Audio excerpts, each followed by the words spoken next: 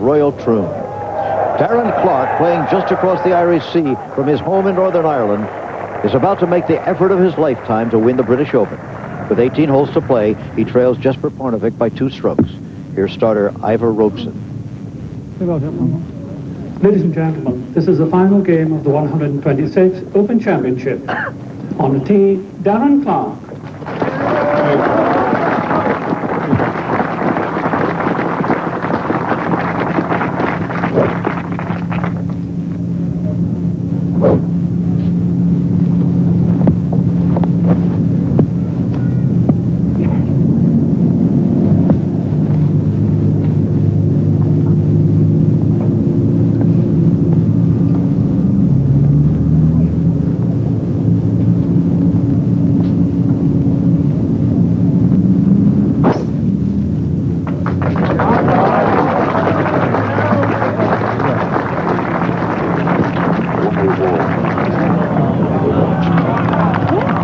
Very nice tee shot. Jesper Parnevik. There is the green. Short par 4. Jesper Parnevik, the leader.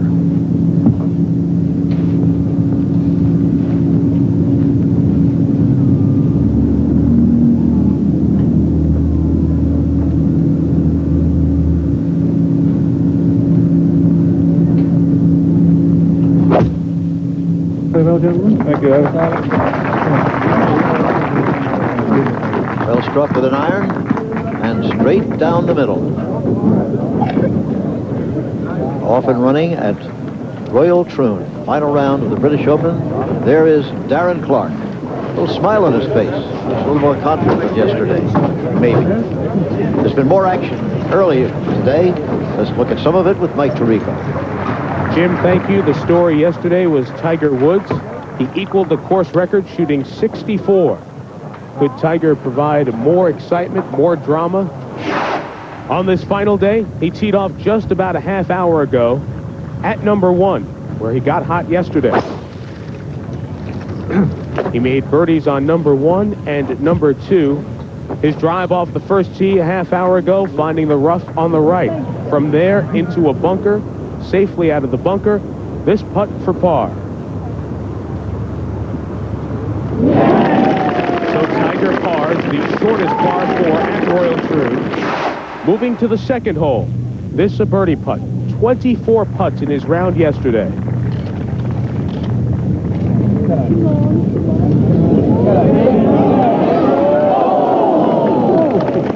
That just slides by. Now Woods on the green at number 3. This a birdie putt.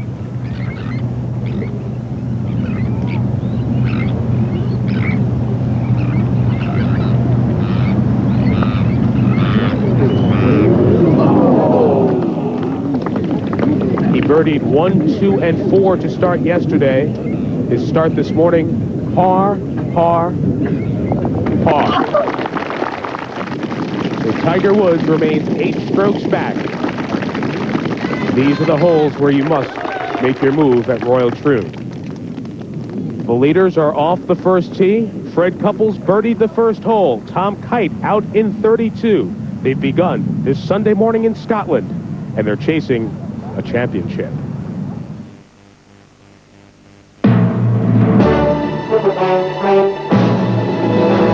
ABC Sports presents the 126th British Open, conducted by the Royal and Ancient Golf Club of St. Andrews. Today, it's final round coverage from Royal Troon Golf Club in Troon, Scotland. This is a day for a Scottish poet to describe. The sun is shining, the temperature is pleasant, the humidity is low, and the wind, well, it's better described as a breeze. It's a day for picnics and long walks in the country, but not at Royal Troon. Here the air is supercharged with the tension and uncertainty of the final round of the British Open. Leaders from 6 nations will fight it out among the top 10 today, and yesterday the word flashed around the course that a tiger was on the prowl. Tiger Woods, who nearly missed the cut on Friday, looked Troon in the eye and made it blink with a course record-tying 64, passing 40 other players in the process. The mystical story goes on. Justin Leonard faltered a bit yesterday, but the 25-year-old former U.S. amateur champion is still close enough that he might take the claret jug back home to Texas. Darren Clark almost lapped the field on the front 9 yesterday, but a 39 coming home dropped him to second place. That gave the lead to Sweden. Jesper Parnevik, who came so close to winning once before, strolled the course with his cap cocked jauntily on his head. He shot 66 for the second straight day and led by 2 strokes. But the battle will ebb and flow all through this beautiful afternoon before one man stands alone as the champion golfer. Guiding us through it all will be my ABC colleague, Mike Tirico. Back to you, Mike. Okay, Jim, as we get set, let's take you down to that first fairway. We saw Jesper Parnevik successfully off the tee. Bob Rosberg is with this group. Jesper Parnevik from 140 yards hit an iron kind of fat off the first tee.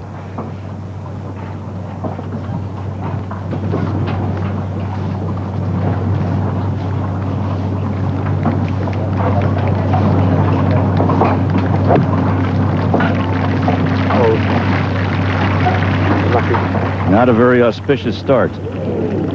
Into the greenside bunker at number 1 for the 32-year-old Swede to 2, and Steve Melding. Problems for couple at the short second. Freddie bunkered off the tee, and as you can see, the bunkers here at Troon truly penal in nature. 2-1. And a live look at Darren Clark. Just 15 yards off the front edge, and he's taking out that putter again. Did great with it yesterday with this type of shot. Again, a reminder, 364 yards the length on this first hole.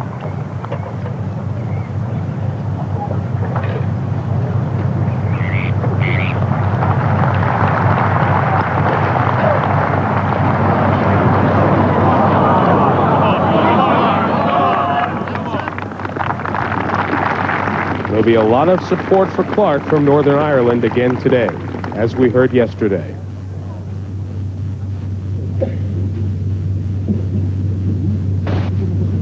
As Jim mentioned, not the strong winds that you can see here, but a distinct breeze. And that certainly helped the length off the first tee for Clark. The front 9, for the most part, plays with the wind somewhat behind you. The back 9, the longer 9, you'll be having the wind against you. Now Parnevik's third. Ball stopped on the downslope, did not get in the bottom of the bunker. The shot almost impossible to get it really close.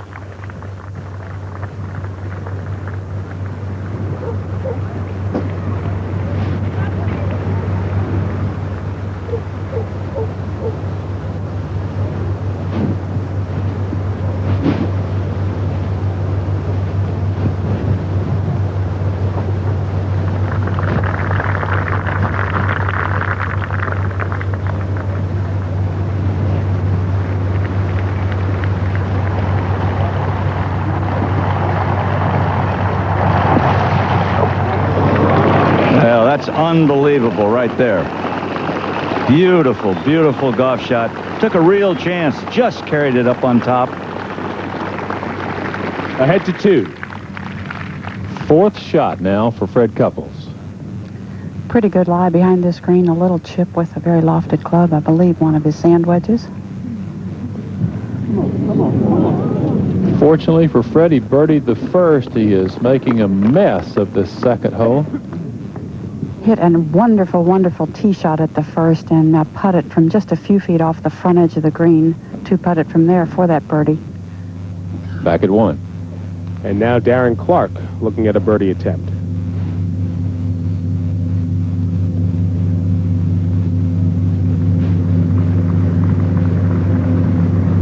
If you want to watch a lot of golf, especially PGA Tour broadcast, you're probably not very familiar with Darren Clark. But don't mistake that for the man's ability. He's a very good golfer. 7th on the European Order of Merit, their money list. He was 8th there last year.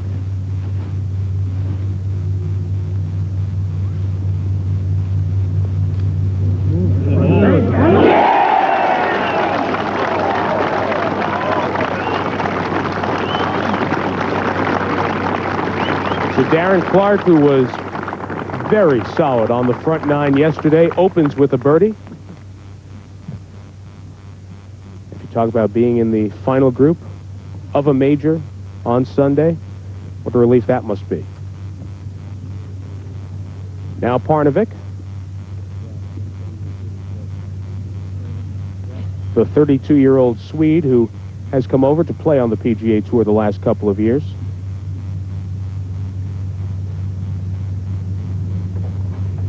He spent 9 prior years on the European Tour.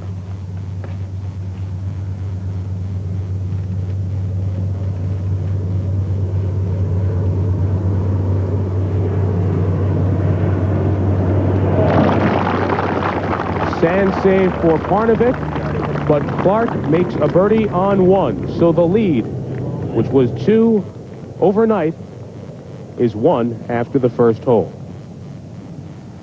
So there you get a look at what has gone on thus far. Justin Leonard a par on the first hole. Peter O'Malley, a very hot golfer, 5 under through his first 7 holes. Tom Kite, a great start as well. Settle in, the drama's just building. Over the next 4 hours, the question, can another American write the next championship chapter at this great course? Sports coverage of the 126th British Open Championship. Brought to you by the all-new Navigator from Lincoln. MCI, is this a great time or what? Top Flight Tour Irons, winner of last week's Senior PGA Championship. And Fidelity Investments.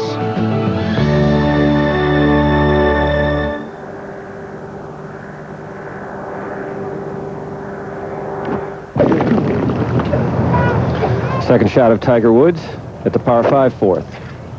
That's from just 180 yards. Tremendous drive here.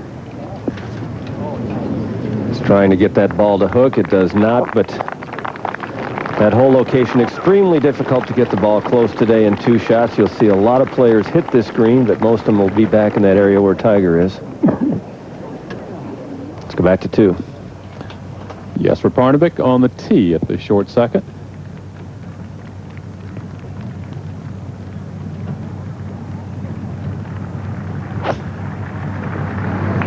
Very conservative opening game plan for Parnevik. An iron off the first, an iron off the second, but an unusual situation here with Darren Clark. Rossi, tell us what happened. Well, one ball went way right, and they motioned it that it was out of bounds over the fence over here by the ocean. Now, apparently it is. So he has played a provisional ball. He's played a provisional ball into the bunker. So he hit driver at the first hole, split the fairway, made birdie, and here just hit it dead right like he did yesterday. Remember the backside, if you joined us yesterday, Darren Clark going along smoothly, had a case of the right to rights, and he exhibits that once again here at the short second. What an unnerving swing to make right off the bat like this. That's Clark's ball. He's in the bunker, according to Rossi's report, in 3. So what began beautifully with a birdie at the first has come undone here with a wayward tee shot out of bounds. Haven't seen a whole lot of balls out of bounds in this golf course. There's been a lot of funny places, but not a whole lot out of bounds this week. Particularly here with the wind blowing, what little wind there is, Rossi, blowing from the right. Yeah, over that fence is really to the right. Parnevik will be next to play. Under the left-hand rough from 145 yards. 39. Decent lie. Even if it's going to go on. Fine. I think it's going to fly some, so just a normal one, not too big.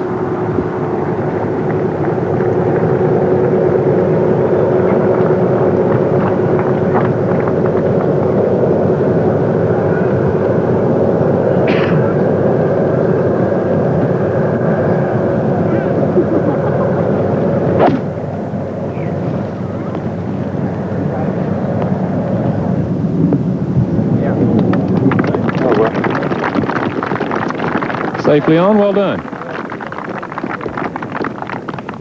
Playing very carefully here early on. Perhaps memories of Turnberry. Clark has 133 yards, up pretty close to the lip. He was going to have to play some shot to get this up by the green. Stay behind him, man. 10 through.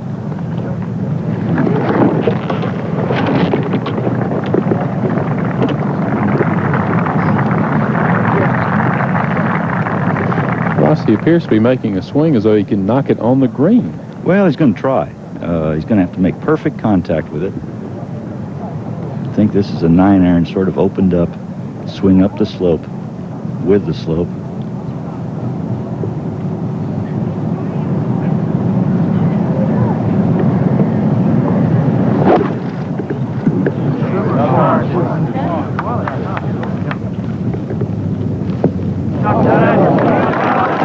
Terrific. He's there in 4.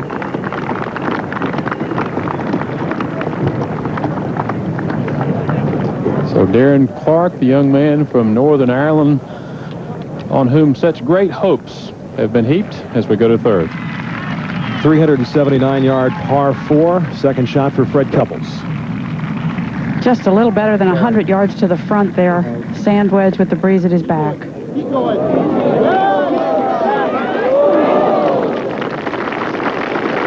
So Couples with a birdie at 1, a bogey at 2, has a birdie putt here at the third hole. Let's go up to 4. Tiger Woods with a lengthy eagle putt here at 4. He has birdied the hole all 3 previous round, and he should birdie it again. So Darren Clark off to a shaky start. Parnevik saves his par at the first. It's the 126th British Open. The town of Troon, an old summer holiday retreat, is anything but an industrial community. But it does have a factory which will make a sizable contribution to the 1998 Winter Olympics. Out in the Firth of Clyde sits a huge barren rock known as the Ailsa Craig. Boatsmen got out to hack chunks off the Ailsa Craig. The rocks are hauled down to Troon to this factory where they are shaped into stones for the sport of curling, a sport that will be introduced in the Olympics this winter. Every curling stone used in the Winter Games will come from Troon's factory. Sweet.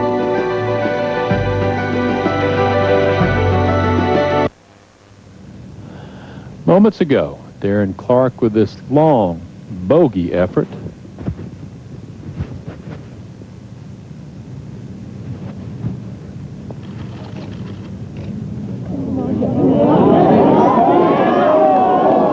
Early on, the book on Clark was that he was consumed with self-doubt, was very critical of his abilities or lack thereof, and you wonder what type of effect this double bogey will have so early in his final round.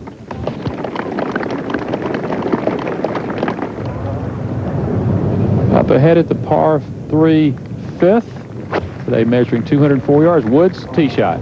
Keep trying to cut. Come on, 5. That's a 6-iron. Beautiful cut 6-iron, hitting the ground nice and softly.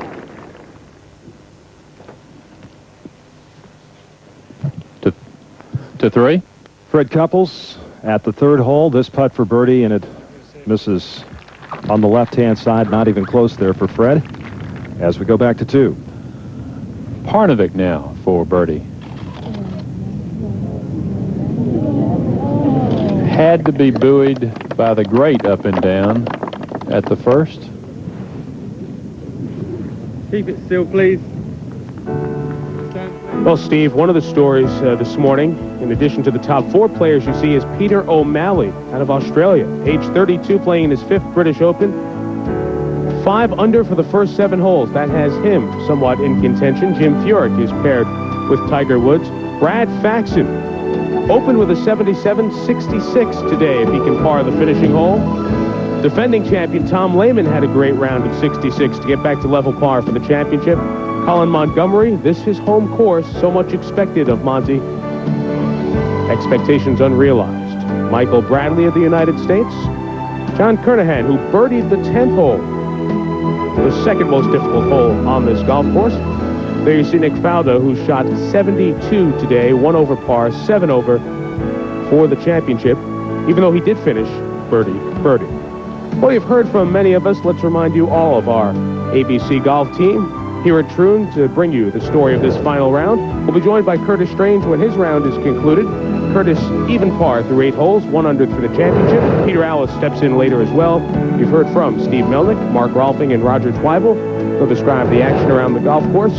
Bob Rosberg, Judy Rankin, and Ed Sneed are patrolling the fairways and the greens here at Royal Troon. And if the rules come into question, Frank Hannigan sorts it out for us. Jimmy Roberts by the green at 18 for interviews. Let's go to number 3. Justin Leonard, this putt for birdie, coming off a birdie at 2, and he rolls one in. So Leonard, who had only 1 birdie in his round yesterday, with 2 already today, he is now at 8 under and 3 back of our leader, Jesper Parnevik. Let's go to 5. But the man everyone is watching, Woods for birdie here, electrified this crowd in that 3rd round, 64.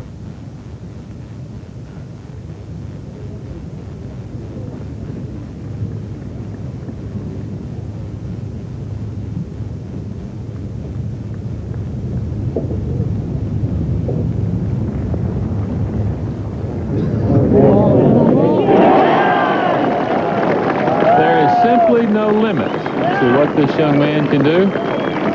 He doesn't think he's out of the tournament. Probably neither do the leaders. To 3. Speaking of the leaders, Steve, Jesper Parnevik on this par 4, measuring 379 yards with an iron in his hands.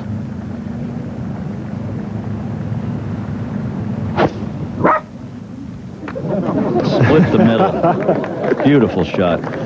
Sorry, Rossi, a dog barked just as he finished his swing there, and obviously laying up. There's a burn about 285 yards away from the tee. You can see it there in the bottom of your screen, and most of the players today choosing to lay up short. But on previous days, many players have carried that burn. As we go to 4. Tee shot of Fred Couples.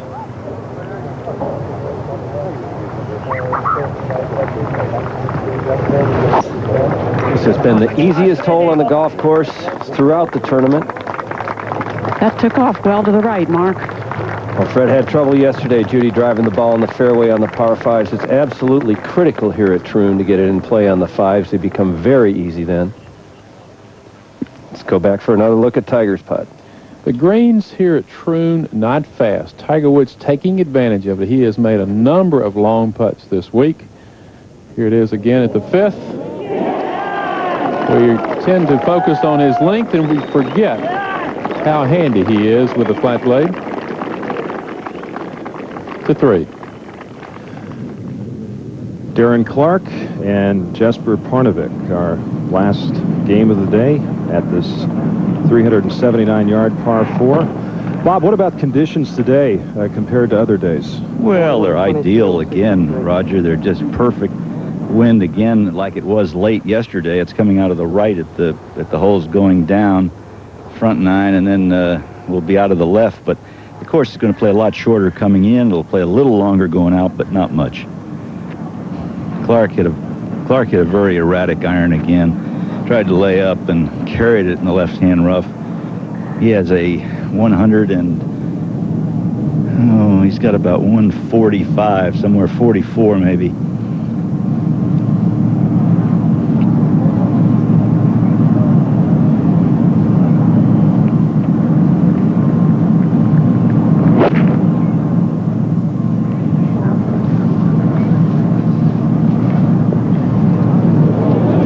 What a shot this is. How about this golf Hits shot? the flagstick. That's one way to stop him, Roger. That sure is, Rossi. Clark will have that putt for birdie at the 3rd hole. They added some extra ferry boats this week from over in Belfast and areas of Northern Ireland to bring a lot of his countrymen over to watch him play. As we go now to Parnevik's 2nd shot. Perfect iron, even with the dog. 124 yards to the hole. Good angle.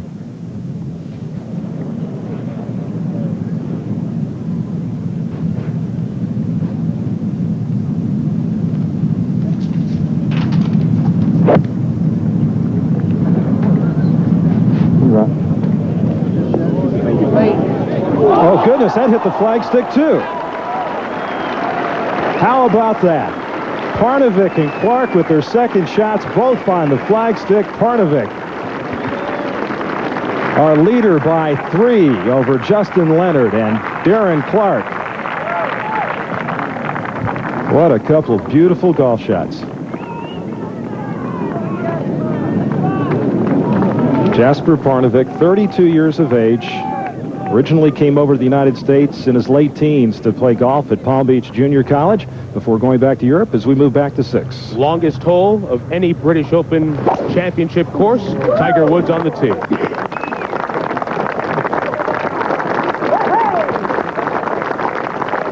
This is the 11th par 5 that Tiger will play this week.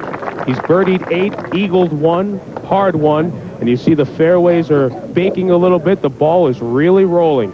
So Tiger Woods on a par 5. Can he make it work for him? We'll find out when we come back with more from the 1997 British Open after this message and a word from our ABC stations. Darren Clark at the 3rd. This short putt for birdie.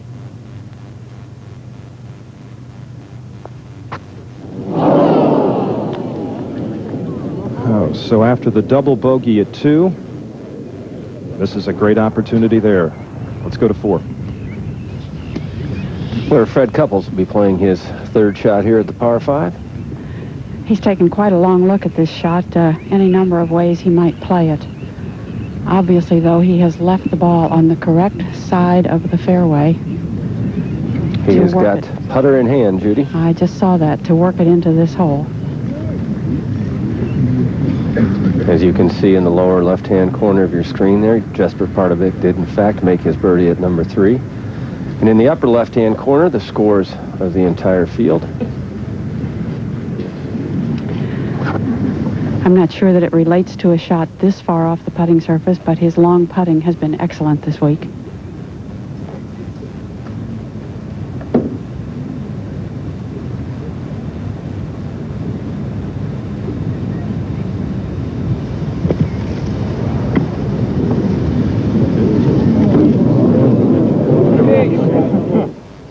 Let's go back to Parnevik.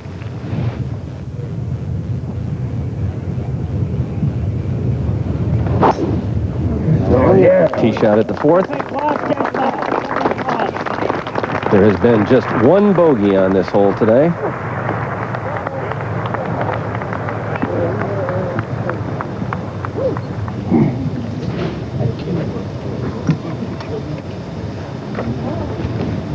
Much of the talk this week has been on Jesper's clothing, albeit they've talked quite a bit about his play. Very unique look for Parnevik. Of course, we've seen the bill turned up on the cap for a couple of years now, but these new shirts, certainly the shortest sleeves in golf. Now, Justin Leonard, 3rd shot. Well, he'll wait for just a moment as an airplane's overhead from Prestwick.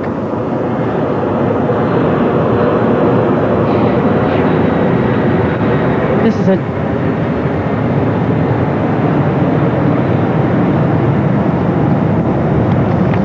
well-played, delicate little pitch shot.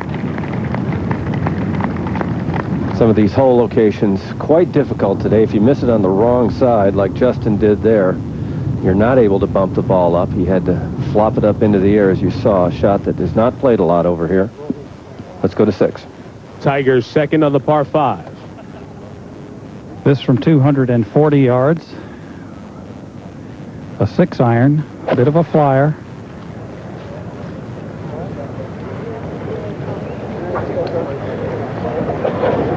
It's just a basic 340-yard drive and approximately a 40-yard 6-iron. Driver 3-wood got Tiger in the vicinity of the green yesterday, Ed. As we mentioned, Tom Lehman, the defending champion, his best round of this championship to finish that level. And you get a look at some other prominent players, including Jack Nicklaus, playing in this 36th British Open, the same site where he played in his first. Shot 75 today.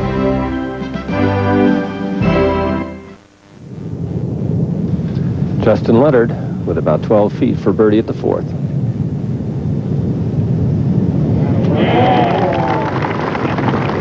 So Justin Leonard all of a sudden jumps to 9 under par. He was 3 under on his round today. Birdied 3 in a row as we move forward to 6. Tiger's third at the par 5. This should be just a little bump and run.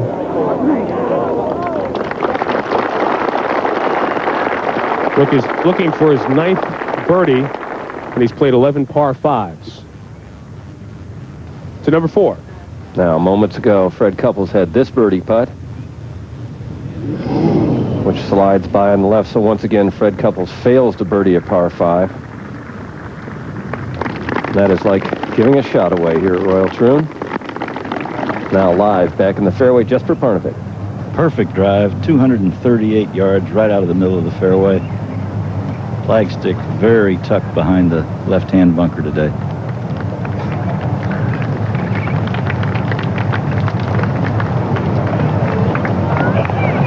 Parnevik's always been a little bit of a fidgety kind of a player, Rossi.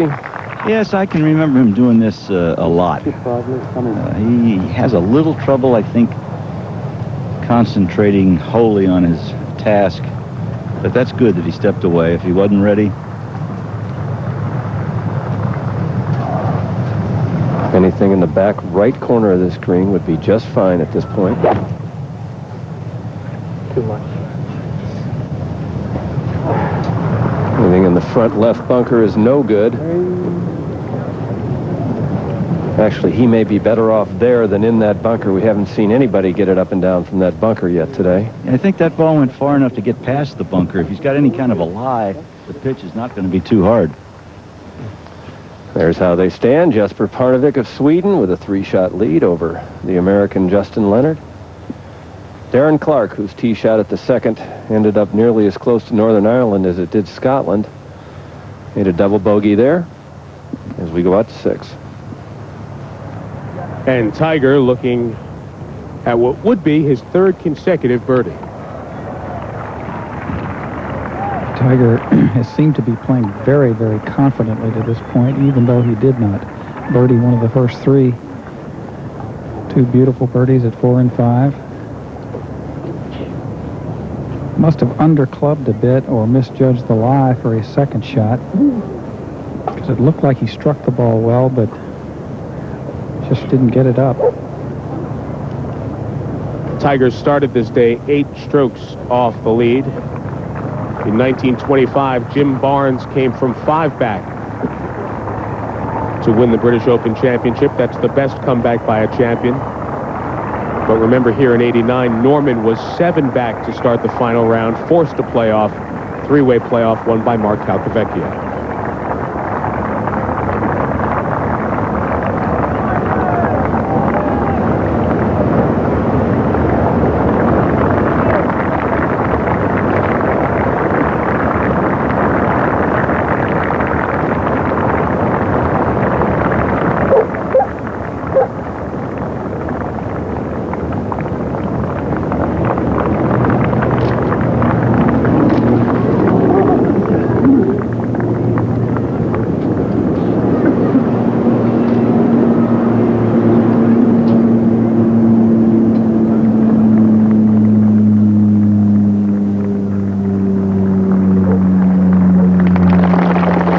First time Tiger does not birdie one of the par 5s on the front.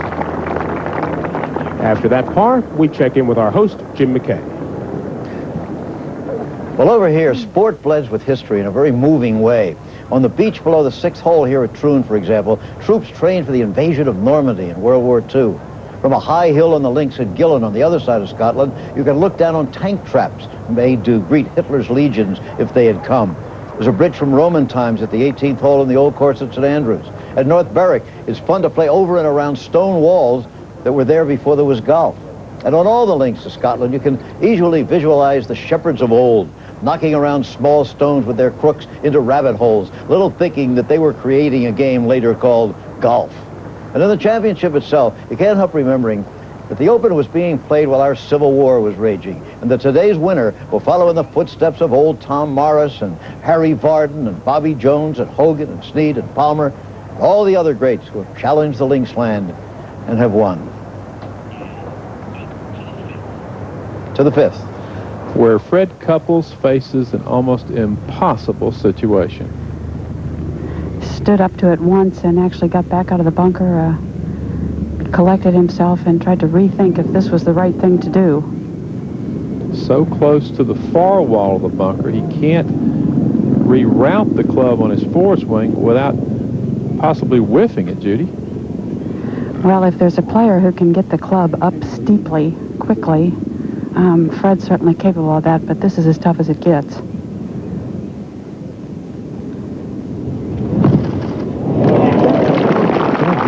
Terrific shot.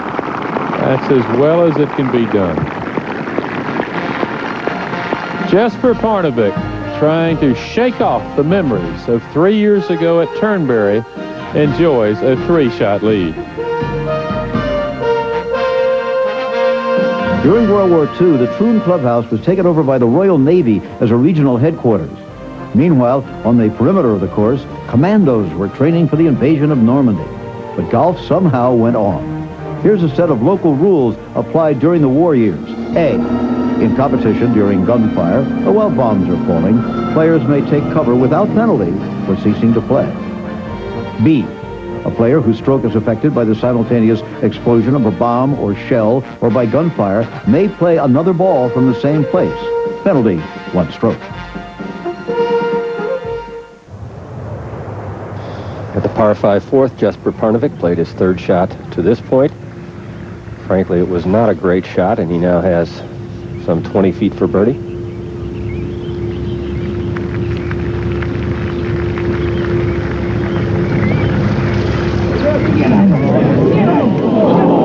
Rossi, the quality of play just a little suspect back in this last pair right now. Seen a few hooks and a few pushes. A little nervous time back here.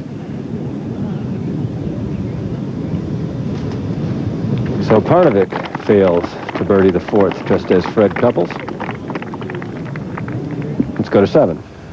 402-yard par 4, elevated tee, and he's going for all he can get here with a metal wood. There's a hill that sticks out, and a lot of the big hitters can try to carry it, and he has carried it all the way up into that bunker. Very close to the green. So the safe play is to take an iron and just hit it down the left-hand side, and Tiger went for it all as we go to 5. Long approach putt by Justin Leonard ran by to there, and after 3 birdies in the first 4 holes, a 3-putt bogey for the young Texan who's playing in his 4th British Open Championship. He played here first via his exemption as the U.S. Amateur Champion. Parnevik's lead now 4. Tiger Woods making a charge now at 5 under par. Candidly, this is a great day for scoring if you can keep the ball in the fairway.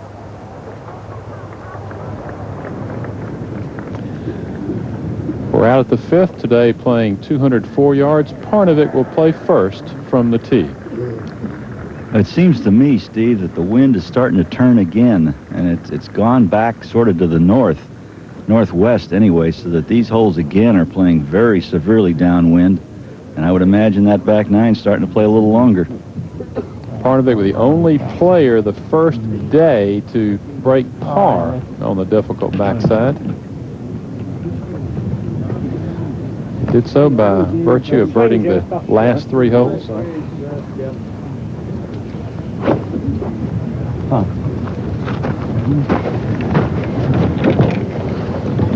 Sure don't want to fool with that right-hand bunker today. A lot of room to the left.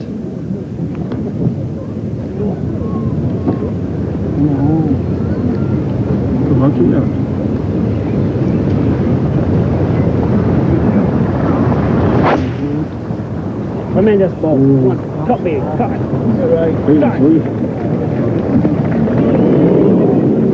A lot of hooks. All of a sudden. A lot of quick swings. We caught up with Parnevik this morning on the practice tee. He signed a lot of autographs, and he also stopped to talk to us. You're a different person than you were 3 years ago at Turnberry when you finished second. You've played beautifully this year on the American Tour. What's the difference in you now versus 3 years ago?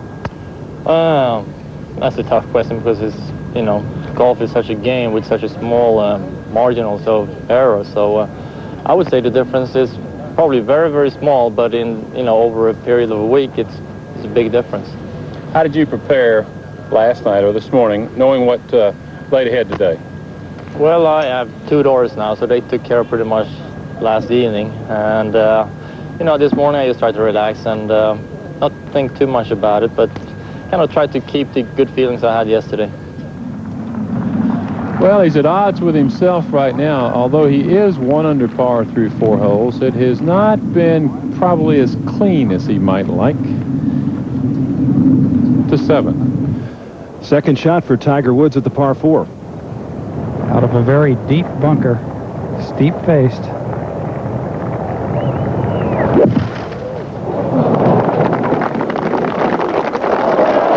What a terrific golf shot. What a terrific golf shot. So Woods, at this 402-yard par 4, drove it in the greenside bunker. He'll have that putt for birdie as we go to 6. Coming off the 3-putt bogey, Justin Leonard. Well, it's headed down the left.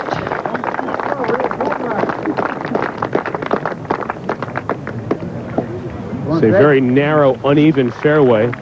Ball looks to be sitting up. Could have been certainly a poorer lie. So Justin Leonard was moving up that big leaderboard that you see here at 18. He's still tied for second with Darren Clark. The manual leaderboard, they're operated here by some of the students, the children from a couple of very great schools. Charterhouse and Cranley, we would call them private schools. They have a busy week, and we're back with more from the British Open after this message and a word from our ABC stations. St Andrews, 1990, and Fred Couples is in trouble at the par 311. After driving into the bunker, he's already had 1 unsuccessful attempt at getting out. His frustration mounts when his second attempt also rebounds back into the sand. Keeping his composure well, he gets out with his next shot. And in it goes. Miraculously, Couples has escaped with a 4, and just 1 drop shot. Another great moment in the Open.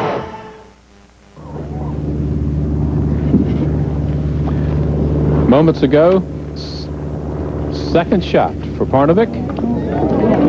He had a beautiful lie in the bunker. Got a good break there. He is making the simple shots look difficult as we go to 7. Tiger Woods, this putt for birdie, and he just catches the edge. So Woods with birdies at 4 and 5, missed a reasonable putt at 6, and that just a moment ago, he would make that putt for his par as we move up to 8. Our first look at the postage stamp, and on the tee, it'll be Tiger. Hole location all the way in the back of this green today, a very dangerous spot. You do not want to go long here.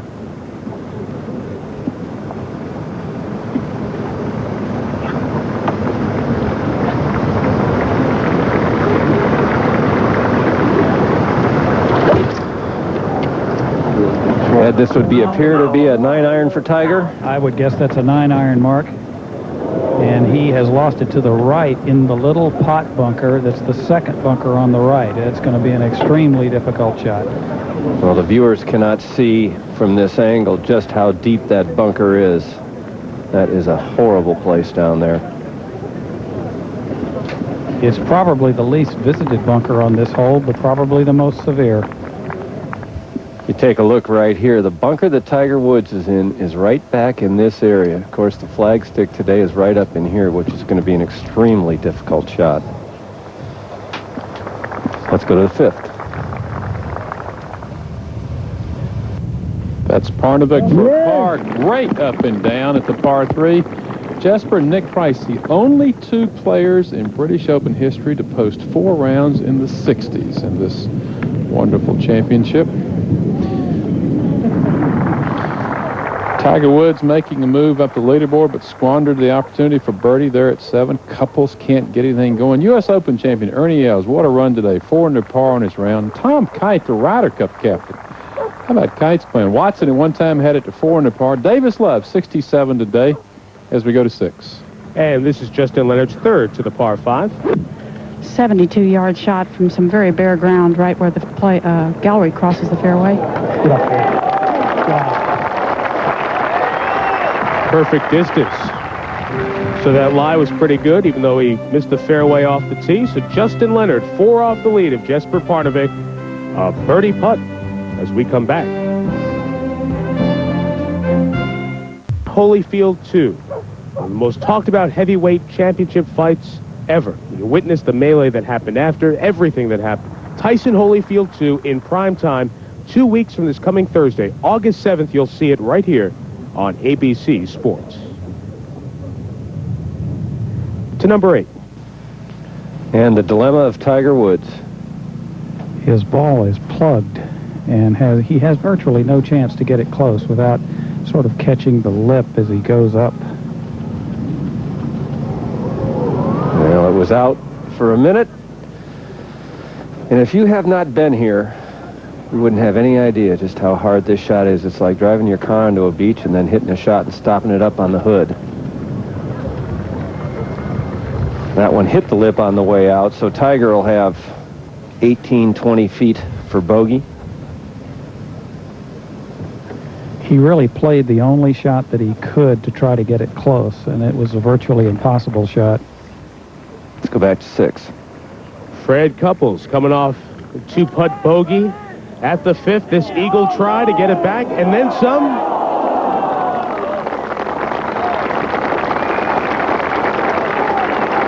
Couples will be back to where he started this round, 6 under. Back to Tiger. Now Tiger Woods for his bogey. He failed to birdie the relatively easy 6th hole, and then we saw him miss the 3.5-footer back at 7.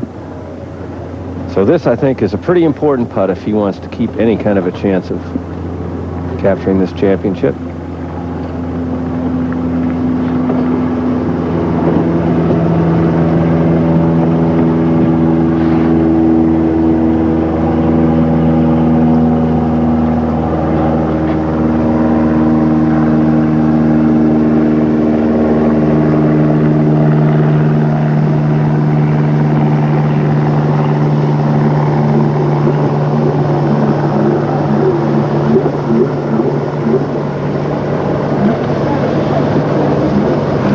Going to be some 8 or 9 years, most likely, before Tiger Woods returns to Troon. But I'll bet he doesn't forget this 8th hole. Let's go back to 6. Justin Leonard for his 4th birdie in his first 6 holes. Comes back from the bogey at number 5. 3 under on the day. 3 strokes behind our leader, Jesper Parnevik. Back to 8. Woods for double.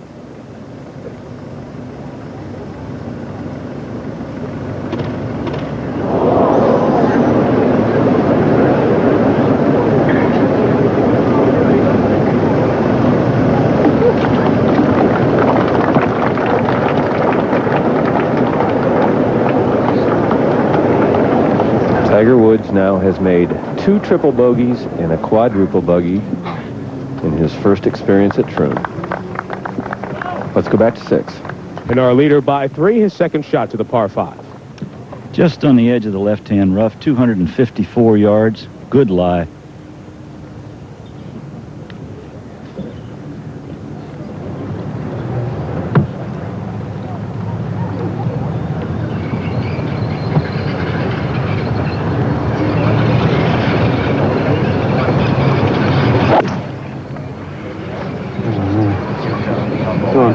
John.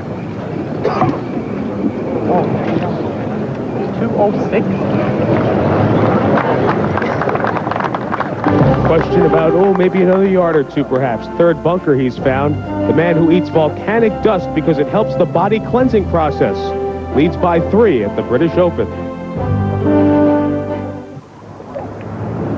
At the 7th hole, this 402-yard par 4, second shot for Justin Leonard.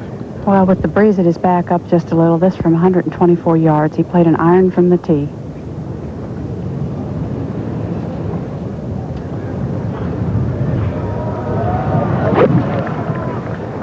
3 under on his round today and 3 back of our leader, Parnevik. Look at this golf shot. Judy, he's hit some wonderful iron shots today. I'll tell you, he has played very well starting out. He had a ball jump out of the bunker when he drove it the second. He took advantage and made birdie there, and he's been cooking ever since. Look at those red numbers there. Birdie's at 2, 3, 4, the bogey at 5, the birdie at 6. He just turned 25 a month ago as we go to 6. Darren Clark's second. 237 yards, beautiful lie.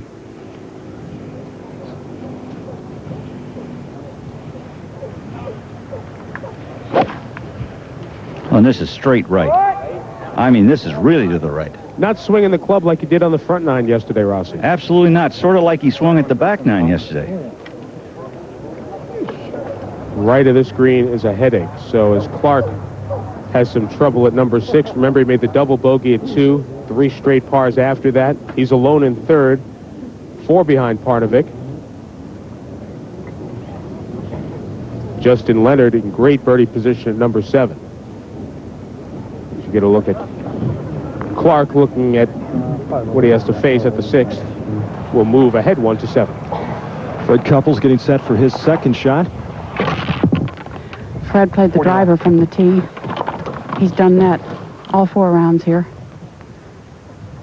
Not a bad lie, but a little fluffy stuff under the ball. See Fred, 2 birdies, 2 bogeys. Only a long pitch.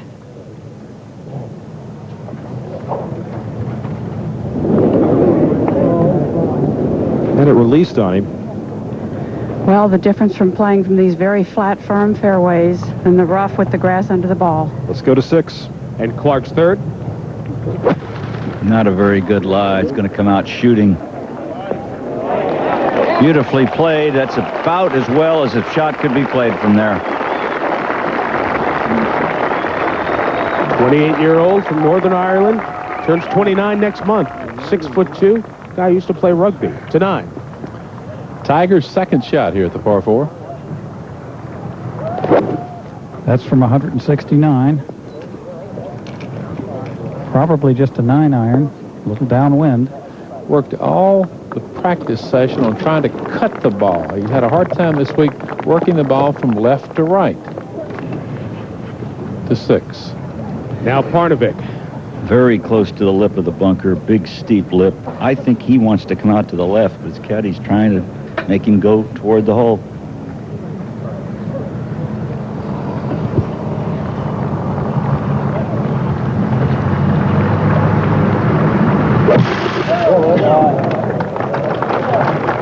Tell you, I think he'd have been a little easier if he'd have come out to the left. He took a real risk there.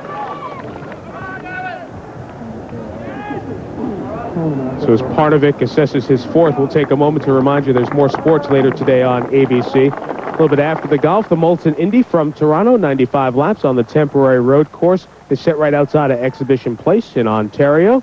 Then at 5 Eastern, 4 Central and Pacific, it's the Tour de France, same-day coverage of stage 14. It's a 21-kilometer climb, then a 280-meter straightaway. Exciting finish to stage 14 of the Tour de France later today on ABC Sports. Racing with 4 wheels and 2 to 7. Third shot for Fred Couples. He's changed clubs a couple of times for this little chip. It is downhill, but back into the wind, so I don't think the hill will make any difference at all. Judy, this is probably an underrated part of his game. He's got great touch around the greens. Has a wonderful touch around the greens, and at least yesterday it was a good thing because he was not sharp with his irons.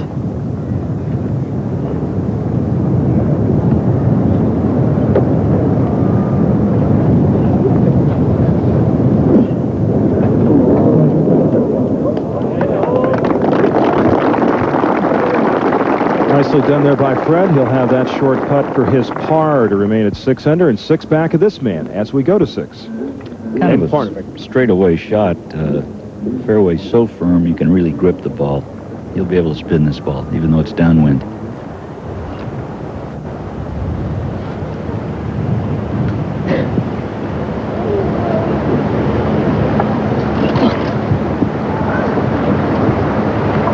Four pars and the birdie on 3 when he hit the flagstick from the fairway.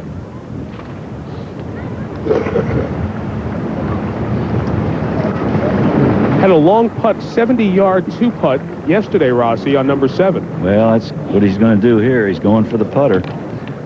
I don't know whether that's a sign of nerves or maybe it's a good play. I don't know. He's been doing this pretty well. What does it do there right when the fairway turns into the green? Much? Well, it's going to break to his left. A little hump on the front of the green. It's pretty flat, though.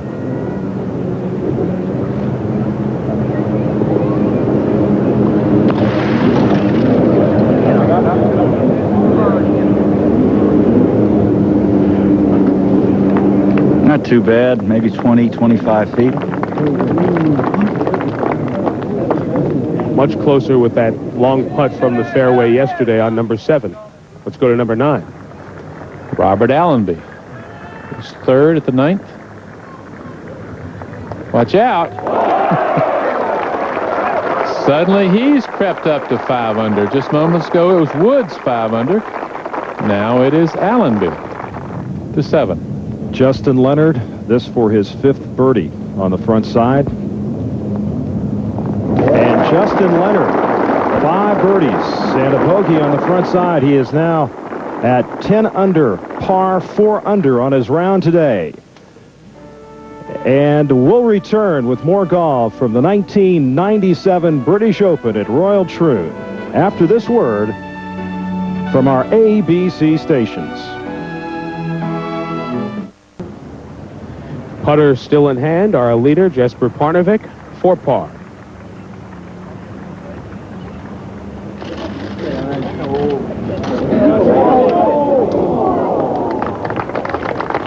And now Justin Leonard is 1 behind Jesper Parnevik, who leaves a stroke on the par 5 that is played second easiest statistically this week. Justin's now at number 8. Hole playing 133 yards today. Right towards the left center mark. A good smart shot there. Very difficult to get the ball all the way back to the hole today. We saw Tiger Woods take a chance and play at the pin, and he paid for it. Let's go back to 6. After his wayward second, this would be a great birdie for Darren Clarke. Much needed for Clarke. Back to level par. And within 2 of the lead. So as the fans move ahead, they look at the scoreboard. Darren Clarke said he didn't look at the scoreboard yesterday, much like Parnevik did not in the final round in '94. Clarke said he'd obviously have to keep an eye on Parnevik today. They're in the same group, and they're also at 7. Parnevik's tee shot with the driver. It's a big drive for Jasper right here.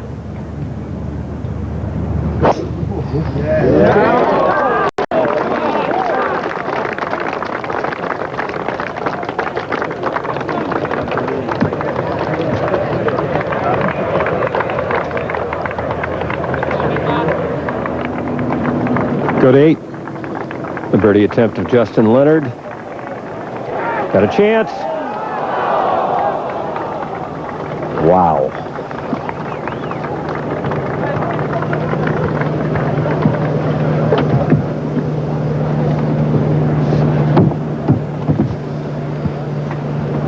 Half an inch more, Justin Leonard would have been tied for the lead in this British Open. Still, he trails by just a shot. He has made 5 birdies in the first 8 holes. Now, Fred Couples for birdie. Judy? Hit a very good shot in there, as you can see. Giving himself a good birdie opportunity, something he's not done enough of the last couple of days.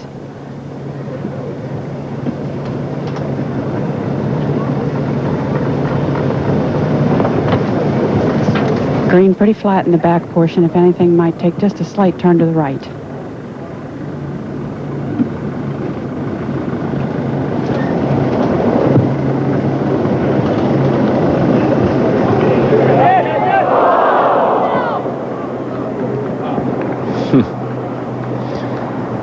Well, there's not much you can say about that. So Justin Leonard and Fred Couples both leave it on the edge for 2s at the 8th. You know, the leader here is 32 years old, but that qualifies as an old-timer in this crowd. Justin Leonard in second, 25 years old. Darren Clark is 28. Robert Allenby is 26, and Porrig Harrington is 25. Youth will be served here today, it looks like, one way or another. However, there have been in this championship many of the great names of this sport, like Nick Faldo, and here he was finishing up today. Three-time winner, and still the idol of this island, Nick Faldo.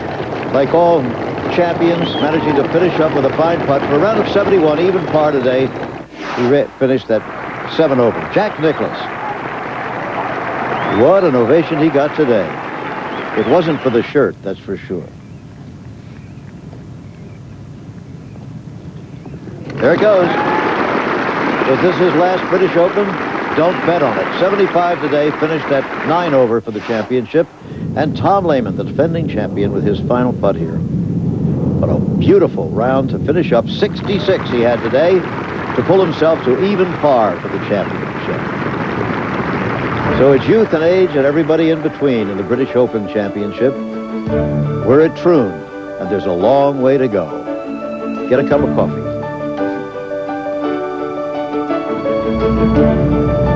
Imagine if Tiger Woods had to come over and pre-qualify in order to make the field for the 1997 British Open. And suppose he didn't make it. Well, that's exactly what happened to the great Gene Sarazen for the 1923 British Open at Troon, when everybody had to tee it up in qualifying. No exemptions. Sarazen, the same age as Woods today, held the U.S. Open title and had high hopes of becoming the first American to win both of the great majors. In the 36-hole qualifier, Sarazen got caught in an afternoon gale on the first day and staggered home with an 85. He failed to get into the field and sailed home on a voyage that took a week. Sevens of 402-yard par 4. Yesterday he used a putter out there. Got 80 yards. Tough to stop it going downwind. He was considerably closer, obviously, yesterday. Oh, look at this. Hit the flag. He hit the flag stick at 3. He hits the flag at 7. Maybe that dog barking in his backswing earlier today was a good omen. Let's go to 9. Justin Leonard on the tee at the par 4 ninth. Playing for position, and it is dead straight. On the practice ground this morning, Fred Couples looked over at Justin Leonard and said, he sure does have an unusual swing, but boy, he can sure play. And how prophetic he was. Young man now one shot out of the lead as we go to 7. Second shot for Darren Clark. This just a moment ago.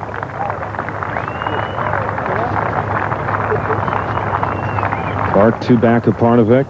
Trying to see the ball That's probably where Parnevik's golf ball would have ended up if it hadn't hit the flag. And now live, this putt for birdie.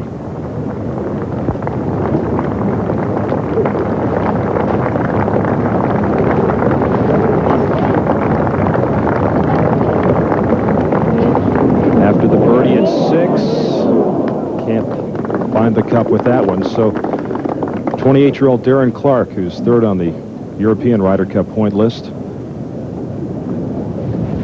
will have that remaining for his par to remain at 9 under and 2 back of Jasper Parnevik, and even on his round today.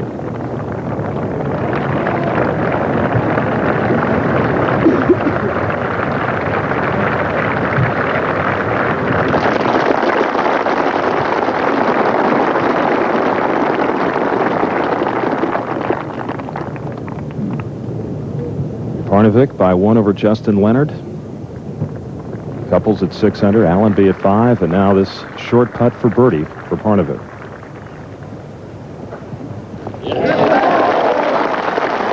So Parnevik now at 12 under and a 2-shot advantage over Justin Leonard.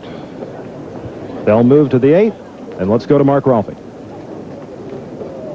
All right, Roger, there's a look at the 8th right there. The shortest hole in British Open golf. Actually playing at its full length today of 133 yards.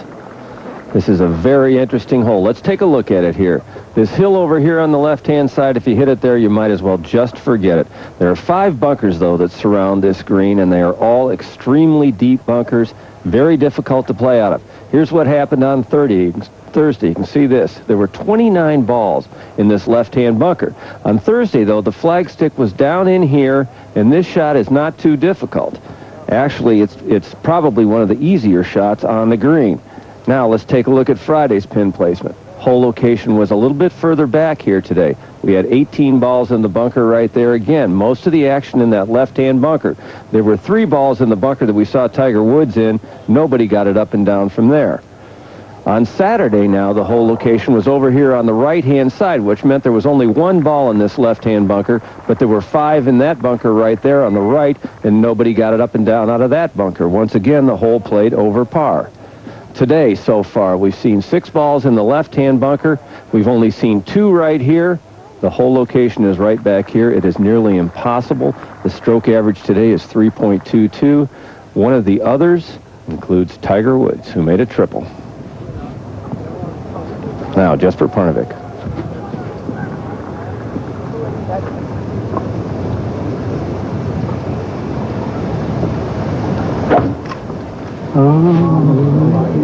Big shot for him, Rossi. Ball's left.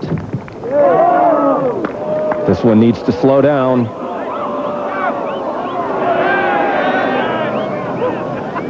I don't know if that was a break. If it stayed on the hill, it would have been bad, but I don't think that's too good over there either. Well, he can probably make a 4 from there, and I really think that at this point, that's what he would have to be thinking. Let's go to 9. Second shot for the young man, now 2 shots out of the lead. 168 yards, the wind right at his back, Justin with an 8-iron. This is a wonderful looking shot. Playing the bounce beautifully. The young Texan seems to be in his element. 2-8. And the door is open for Darren Clark. He's hit some good shots here during the week. This is a 9-iron.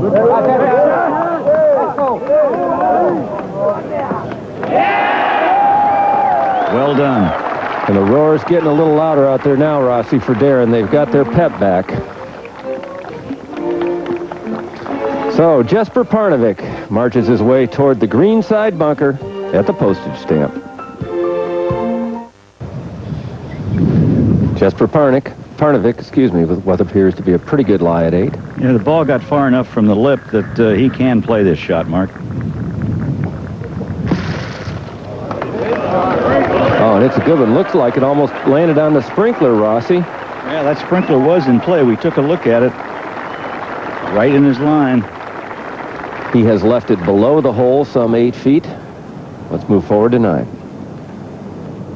Justin Leonard for yet another birdie.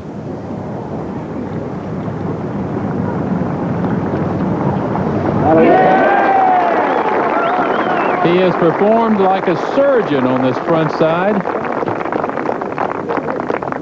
6 birdies in the opening 9 holes. 2-8. Darren Clark for a birdie.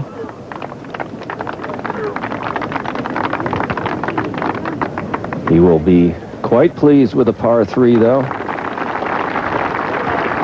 Any player who parred this hole all 4 days of the championship, I'm sure, would tell you that they were extremely happy with that performance.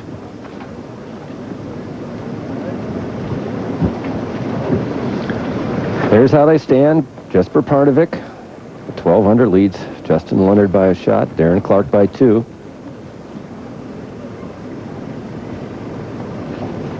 Rossi, after the tee shot, I really believe that Parnevik would not have been totally displeased with a bogey 4, but a 3 here would be a real bonus. It would be. He's made some marvelous up and downs.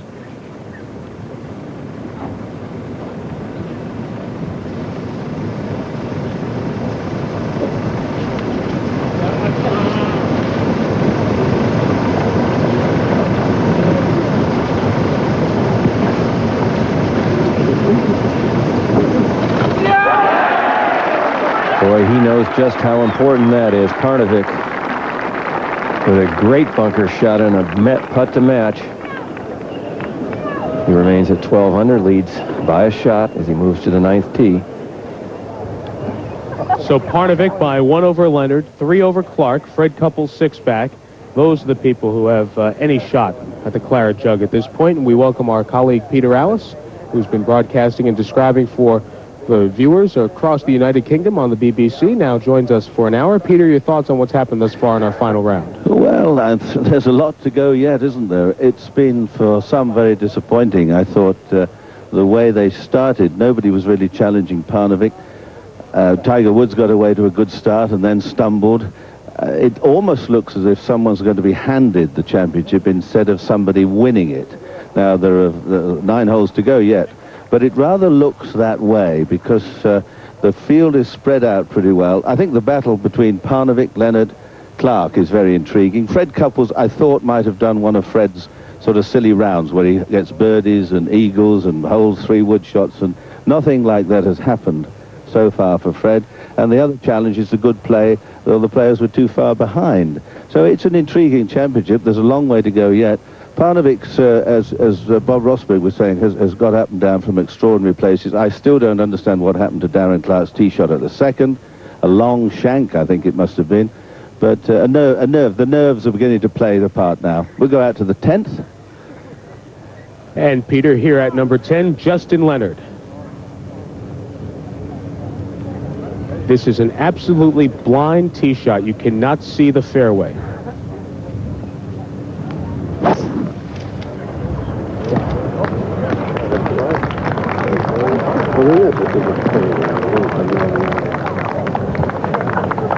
As it gets longer into the day with the sun baking the fairways, the ball continues to run. Perhaps that will stay on the fairway. It did not as it continued to run. Steve Melnick, show us number 10. Mike, it's a wonderful par 4. You play over the top of the dune. You sort of pick your spot there on the dune. It favors a player who maybe is not as long as some, but can fit the ball into this awkwardly shaped landing area. As the fairways have become fast, it's even more difficult to put the ball in play. Then a slightly uphill shot to a bunkerless green. It is hard from the start. There is no respite here for these players. And throughout the week, this hole has played extraordinarily difficult. Scoring average 4.52. It has been a problem for all these players, for them at the 10th and the upcoming 11th. And Steve, 7 of those 19 birdies have been made today. So in the first 3 rounds, 12 birdies, 7 today. So number 10 is not as tough as it's been, but it's still a nightmare. To number 9. That's Parnevik's tee shot. And it's all strangely quiet. But all is well. It's interesting to watch the different strategies of the players. Some using woods from the tee, others irons. But when you take an iron and you put it into trouble, it makes you think and it makes your heart go pounding. And it's not very nice.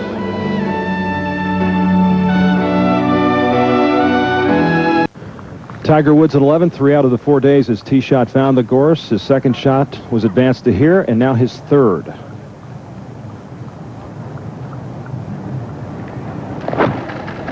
It's a sand wedge just from about 80 yards.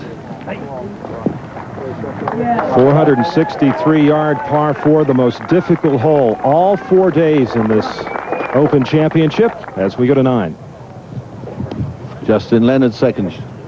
Sorry, this is the 10th Justin Leonard. Oh, boy. Go, go, go. Now, what's that mean? Good or bad? Had a lie where it was very difficult to control the ball, just going with a little 9-iron. It just hit the spectator stake at the back of the green. And this is the 9th and Parnevik's second shot. 195 yards, really laid back. All right. Peter, he's got a serious case of the hooks today. He has, hasn't he? Well, both of them have been a bit shaky, but he's escaped Bob pretty well on a number of occasions. Well, you know, the 2 birdies he made, both balls would have been over the green if they don't hit the flag. Yeah. Well, we have a second, gentlemen. Let's remind everyone that tonight on ABC, outstanding all-family entertainment with Second Noah and America's Funniest Home Videos. Then Sybil Shepherd stars in part 1 of Telling Secrets. That's all tonight in prime time, starting at 7 Eastern and Pacific, here on ABC. Back to number 9. Clark now at the 9th. 193.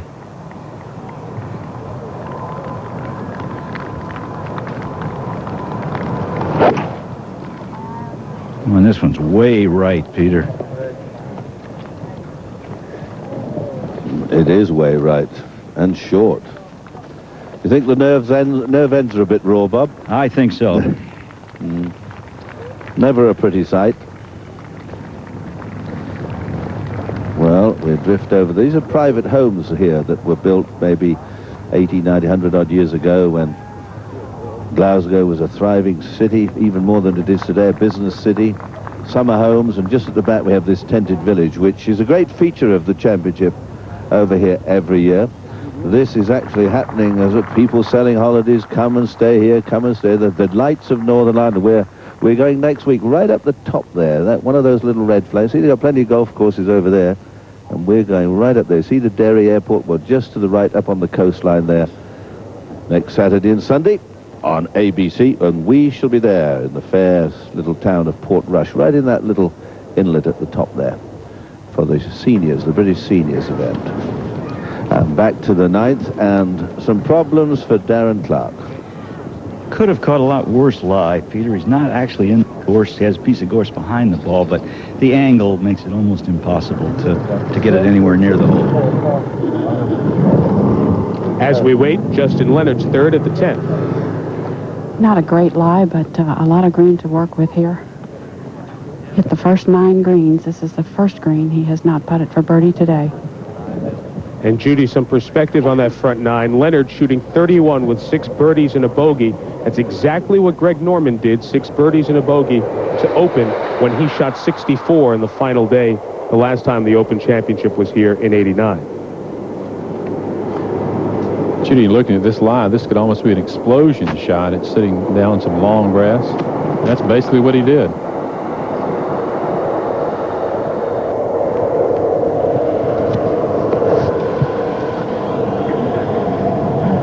He did make a bogey on number 5, has not lost a stroke to par on this hole all week. Let's go back to 9. Clark now at the 9th, third shot. That's not enough, surely, is it? Yes, it is. Well, that was recorded, and I thought he'd left that short, but he's managed to get it up on the green. From the other side, Parnevik. There's a big ridge to contend with, runs from left to right across this green.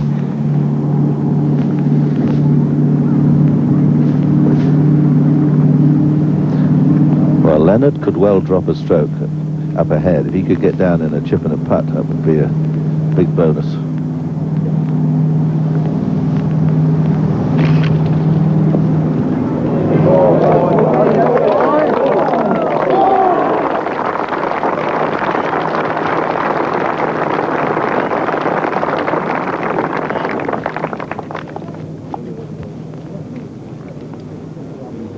Let's go to Justin at the 10th. And his irons have been so good, he's had few putts of this length today. Good job, friends. Sorry? Good job, friends, bar easy. Bit bomb up there. Top that. Grab monkey. As Leonard steps back, a reminder, Tiger Woods, we saw him on number 11. He made a par, 1 hole ahead. So Tiger's still at 2 under. This putt just a little outside of 15 feet.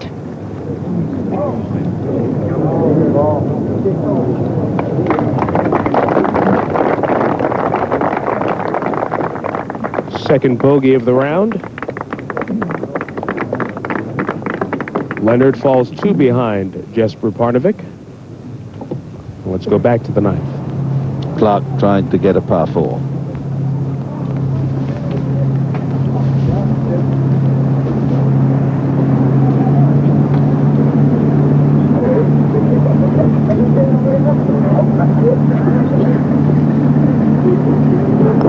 Up the hill. Oh, I thought he got it. But that's a stroke gone. Really caused by the wild second shot. Back to the 10th. And Fred Couples for birdie.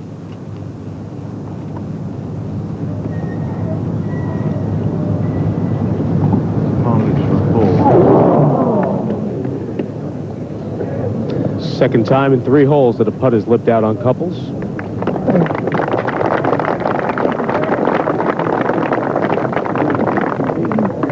Freddie even par for today's round. Parnevik by 2, back to 9. Another big putt here for Parnevik. The one he got for a par on the last hole. We keep saying they're crucial. They're all crucial now. If he holds this, he'll be 2 ahead again.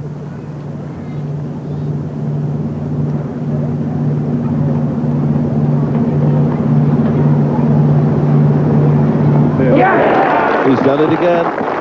And with Leonard dropping a stroke up ahead, that gives him a 2-stroke lead. 12 putts on the first 9. Well, now the homeward run with not much wind, but a lot of drama to come. The county of Ayrshire on the west coast of Scotland has produced many favorite sons, but none more renowned than the poet Robert Burns, who was born in this house in Alloway, just a couple of long par 5s away from Troon. Alloway and the surrounding countryside gave Burns much of his inspiration. The haunted church in Tam O'Shanter is here. The bridge over the River Doon, over which Tam escaped, still stands, as does a memorial to the poet. History does not tell us whether Burns was a golfer or not, but nothing has described the game better than his lines, "The best laid schemes of mice and men gang after gley, and leave us naught but grief, and pain will promise joy."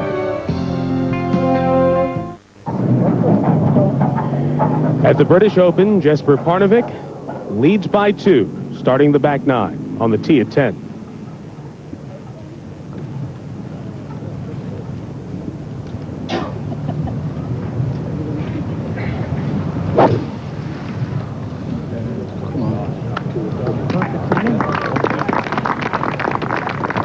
This ball is going to catch the fairway. It's the first one I've seen all week in the fairway. I know there's been others, but I haven't seen it. Anytime you land in the 10th fairway, you have to feel better. To number 11. Tee shot for Justin Leonard. There've only been 2 birdies so far on this hole today, and Justin finds the right-hand side and rolls down into the little bit of heavy piece of grass as we go back to 10. Now Darren Clark.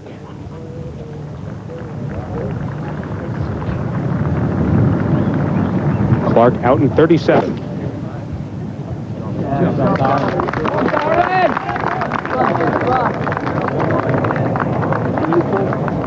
And there's a one in the fairway.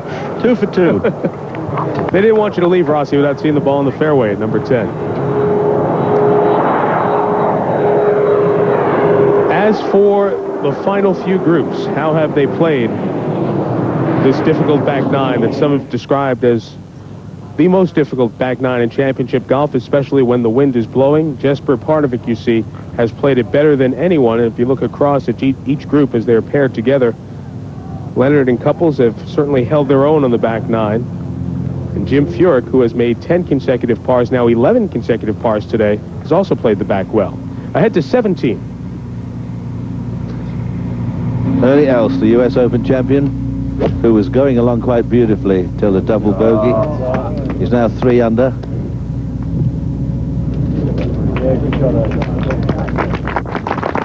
Three iron he hit in there. In fact, he's 2 under. He took a 6, started back well, and then suddenly a big 6 jumped up at the 12th and got him. All pars since then. Back to 11. Second shot for Justin Leonard. Not a particularly good lie. If he can put the ball on the green, he's going to have to let it run in from well in front. 217 yards.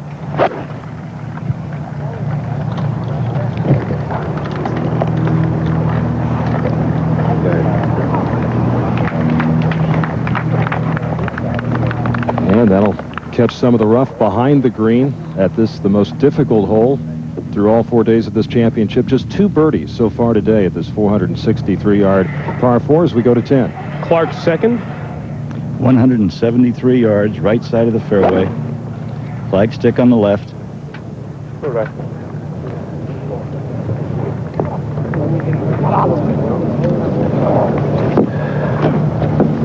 Clark was 13 under when he played this hole yesterday. Back 9, 39 yesterday, out in 37 today.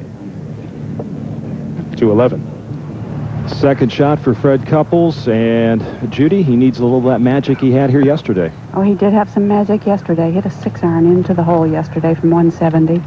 Back a little farther in the fairway, 189 to the hole today.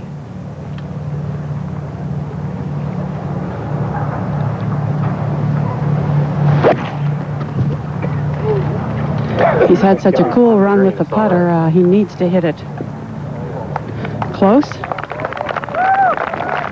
Pretty good golf shot right there for Fred Couples as we go back to 10. Parnevik second. That was from about the same distance, 173, a little different angle.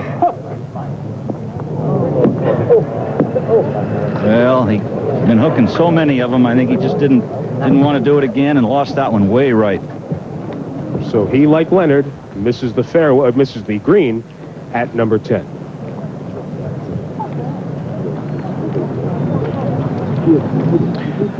Quick look at the leaderboard, looking like a two-way fight right now, or three-way, I should say. Parnevik, Leonard, and Clark with an outside chance there for Freddie Couples if he get 5 or 6 under on the back, which certainly isn't likely. Then you see Harrington, Furyk, Westwood, and Romero, and here the others. Tiger Woods at 2 under, as is Ernie Els, the U.S. Open champion. And Tom Kite, the captain of our Ryder Cup team. Alan B. from Australia has fallen back now. It's Maruyama, the leading Japanese. Watson, good open for him. Olazabal, and some of the others. We can't be here at Troon without thinking of our good friend Dave Marr. Dave sat next to me at the British Open for many years and many a laugh. But he isn't feeling well at all this weekend, so he's home in Texas watching us. David, we have raised a few glasses to you here. Rossi and Ed Snead and Judy and Frank Hannigan and Jack Graham, Jim Jeanette, all the others you worked with at ABC. We're told that you start new treatments tomorrow, and of course all of us wish you all the best. And on a personal note, I miss you. So does the immortal golfer that only you and I have met, the great Arnold Troon. Well, sure wish you were here. And so it goes on. Tide looks like it's going out. We're nearing the end.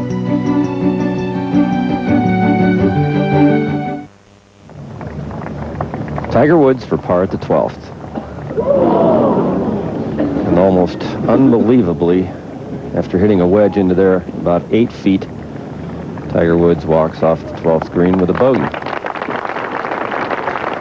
1 under for the championship. It all sort of went away back at the postage stamp. Let's go back to 10. Parnevik's third. Does not have a good lie. Big clump of grass behind the ball. Has to guard hitting it short.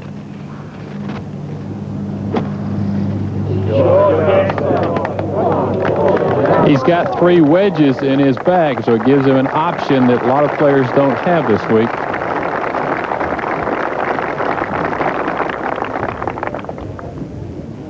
To 11. Third shot for Justin Leonard. Long grass that lays against the shot. So Justin will have that for his par. He has bogeyed this 11th hole the last 2 days as we go back to 10. Parnevik for par.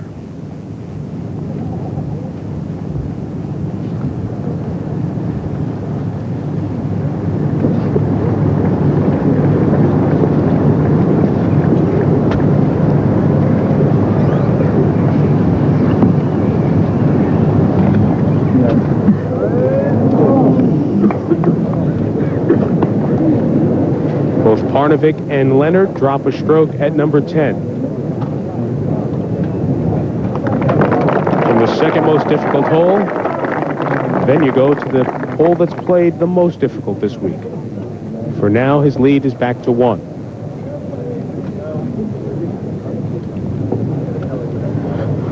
Well, Jesper Parnevik able to get up and down 3 times. Part of the reason that he had just 12 putts, but as you see, he missed 5 of the greens in regulation on the front 9, while Justin Leonard did not miss a green in regulation and had a 3-putt as well, part of his 13 putts. Darren Clark made his par, so he stays at 8 under, and that's now 3 off the lead. They walk to the 11th tee, and we go to the green.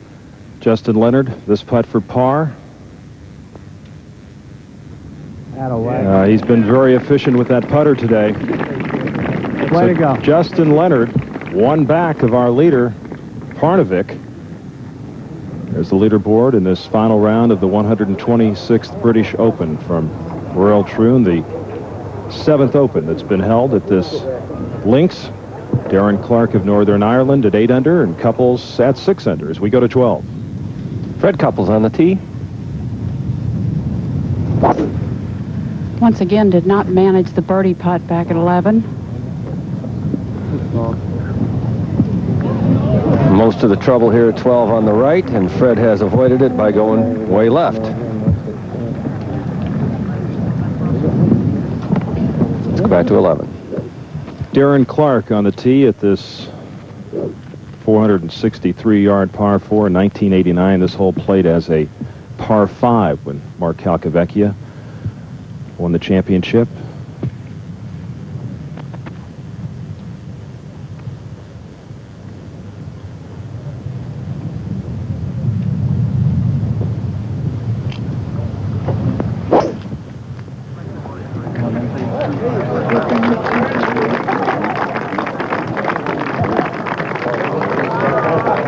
And Clarke goes very close to the gorse off the left side of the fairway. And Steve, let's take a look at this 11th hole. Well, the famous railway hole here at Troon has won the battle this week as players play into a left to right crosswind to a fairway that sits at you from an odd angle, gorse right and left, and then the second shot, long uphill to a green which sits hard by the wall and the rail line to the right. Clearly, this is the most difficult hole on the course. Tee shot for Jasper Parnevik.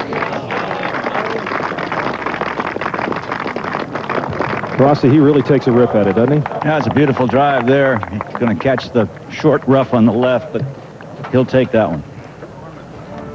Parnevik at 11 under par. Justin Leonard from Dallas, Texas, one shot back in the final round of the British Open. Justin Leonard about to play his second shot at the par 4 12th. Well, backed off just once. The crowd is very near him because he has driven it very far to the right and quite short. 204 yards into the hole here. Some longish grass around the ball, but he'll be able to hit it cleanly, I believe. Little Barrage from the right. Judy, a barrage of clicks right as he made contact there from the press corps, but Well, that ball actually got a pretty good bounce off of a big hump to the right side of the fairway and came out better than I thought it would. now back to 11. Second shot for Darren Clarke. Clarke from 204, blind shot, cannot see the flag.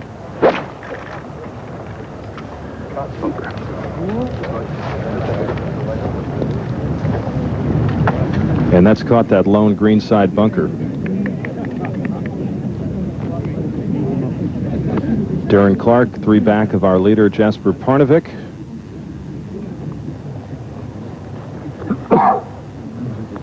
As we go to 13. Tiger Woods there, nearly chipping in from the edge of the green.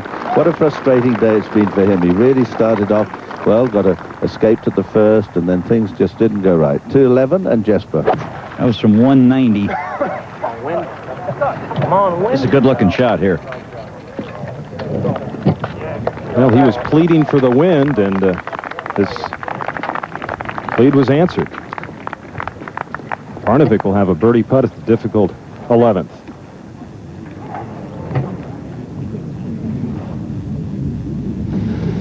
Well, our colleague Peter Allis was one of a number of great golfers chasing Arnold Palmer around this Royal Troon course back in 1962. And Peter, you must have some interesting local knowledge of this links. Well, one story that Gordon Brown, the great old Scottish rugby international, was telling me that years ago his grandfather was walking home as a kid, you know, about 6 or 7, 8 years of age, late summer's evening, getting dark, and he came across here and he saw a bear, rushed home and told his folks that he'd seen a great brown bear on the golf course because his father clipped him round the ear and told him not to spread alarm and tell lies, etc. The next day, they found out there was a circus in town. There was a gypsy here with a dancing bear, and they'd bedded down for the night just to the right of that bunker where Darren Clarke is. So that was a story that about 100 years ago, I suppose, but for a young lad to go home and tell his father that there was a bear on the golf course stretched even a wild Scottish imagination that might have been fueled by a little bit of the local brew. Yes, indeed. Big brown bears on the course at Troon. There was one once. Kind of a golden hue, wasn't it? Yes, add water to it, it's even better. Let's go ahead to 12. Now the second shot of Fred Couples. Drove the ball into the left-hand rough, appeared to have a pretty good lie. There's a little knob right on the front left of that green, and the ball will just not climb it.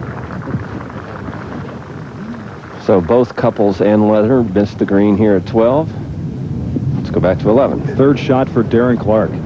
He has a kind of a shot you certainly don't want any time, but right now is the worst time you can have it. The fence right behind, out of bounds.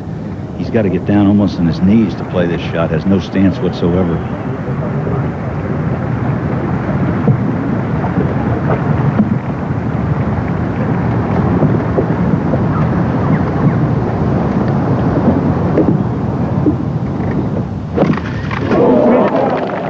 That is a touch of genius right there.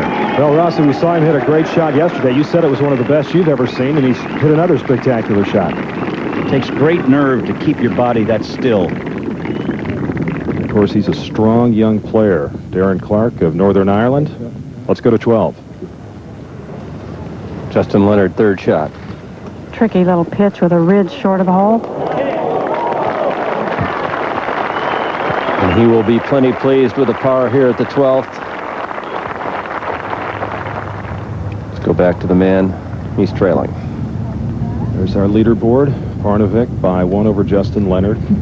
Clarke back by 3, and then Couples and Harrington. And Parnevik will have this putt for birdie.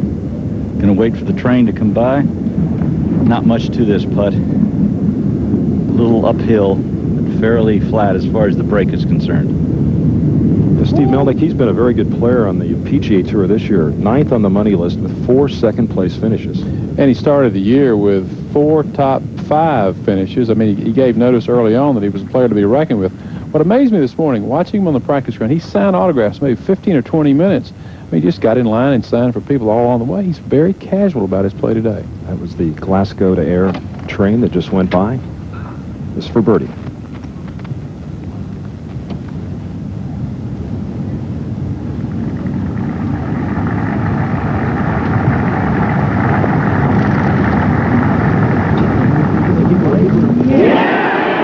Just the third birdie today at the 11th hole, and Parnevik now with a 2-shot lead over Justin Leonard, and it's the second time in this championship that Parnevik has birdied the most difficult hole on the golf course.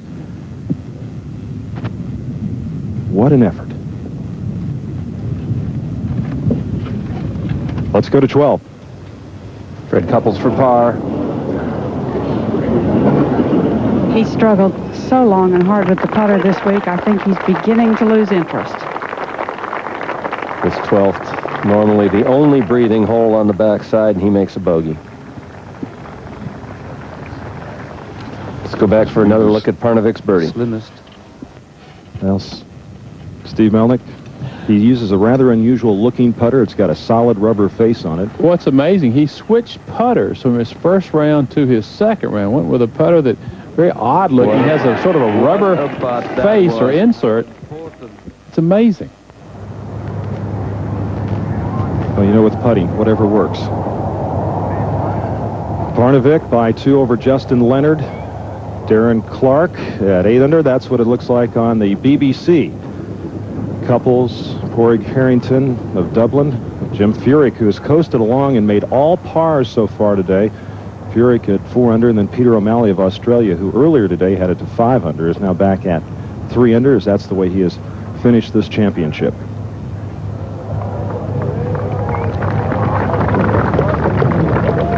To 13. Justin Leonard on the tee.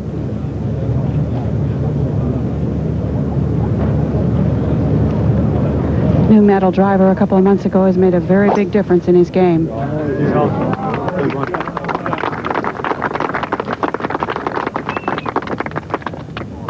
Well, I think it's still hard to pick the winner. The ones at the top of the leaderboard have never won a major. Back to 12. Tee shot of Jesper Parnevik, the leader.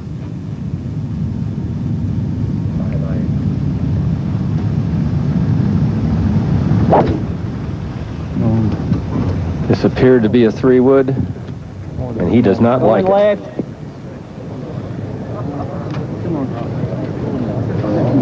And it's actually not going to be that bad, though, Rossi. No, it came out of the wispy stuff and is just in the short rough. Actually, not bad at all. There's a look at Parnevik's front side. He has hit just 5 greens today. But the ones he has hit in regulation, he has taken full advantage of, including the 11th just a moment ago. Now, Darren Clarke.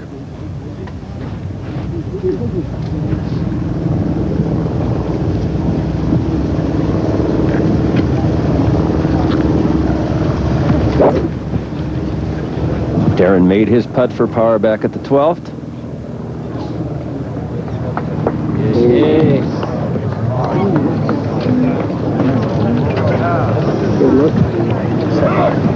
And that will not be a good spot there. And I don't believe Darren even knows that ball ended up in that deep rough.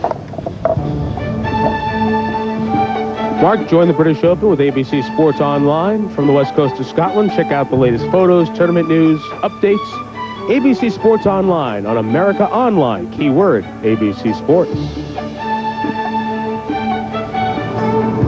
The Prestwick Airport, the terminal for which is but a mile or so from Troon, used to be Scotland's busiest. The noise it generated was tough on Troon, but brutal for the neighboring Prestwick course. Prestwick was downgraded because it was considered too far from Scotland's population center. International flights now go to Glasgow, while Prestwick is left with limited domestic traffic. But in its heyday, when the roaring propliners came in low over stunned golfers, a Troon member said unkindly, "You can always tell a Prestwick member he's stone deaf and his clothes reek of kerosene." Leonard at the 13th, second shot. Ball just below his feet, 190 yards, the breeze back in his face and from the left.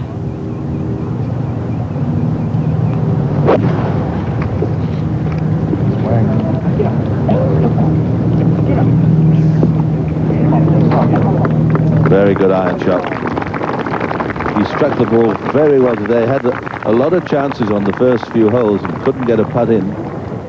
Back to 12. And a second shot of the leader, Jesper Parnevik. 180 yards. Nice lie.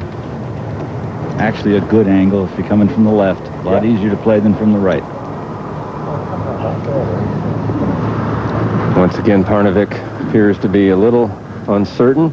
A lot of indecision today, Mark. Actually felt at one point like he and his caddy were sort of living in a little bit of a frigid situation. They disagreed on the yardage back at the 6th and even the type of shot to play, it appeared like. Not sure.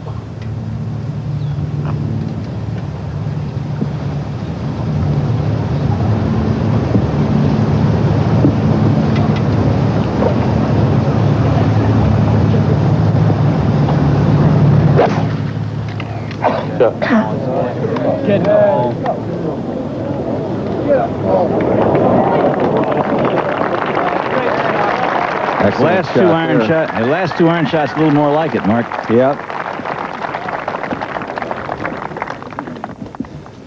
Let's go to 18. Padraig Harrington, who eagled 16. This a par putt. Round of 67 for Harrington, who moves to 4 under par. Playing his second British Open, the man from Ireland finished 18th last year. He's tied for 5th right now. And the better players not known in the States. To 12. For Darren Clarke, Ross, he doesn't look like he's in a very good spot. No, this ball's got to fly out of here. He's got 165 yards to the hole.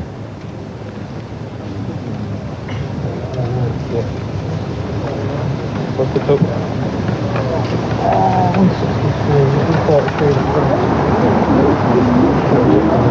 Hasn't hit a good long iron for quite a while.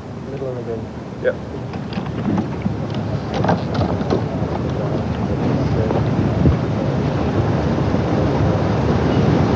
This backside here at Troon's so difficult.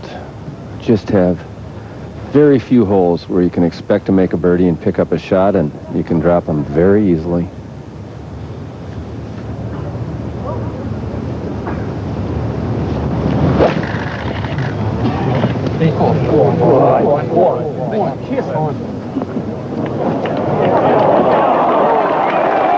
Oh, that's a beauty for Clark. Hole high.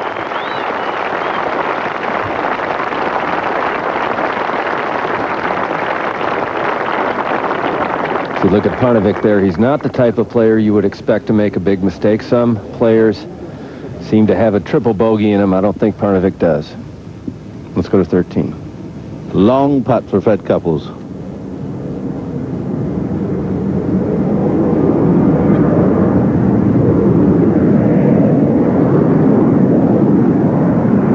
Hello.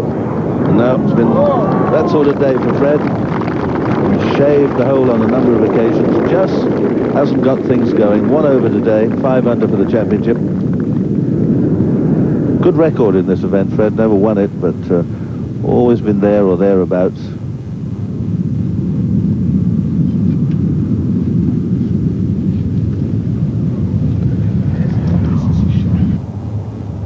Thirteenth.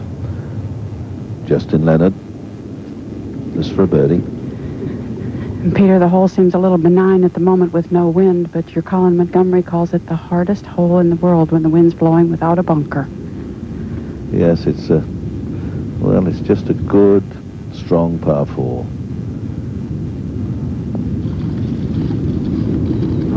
Nope. So he's going to stay at 10 under, 2 behind Parnevik, but 2 ahead of Darren Clark.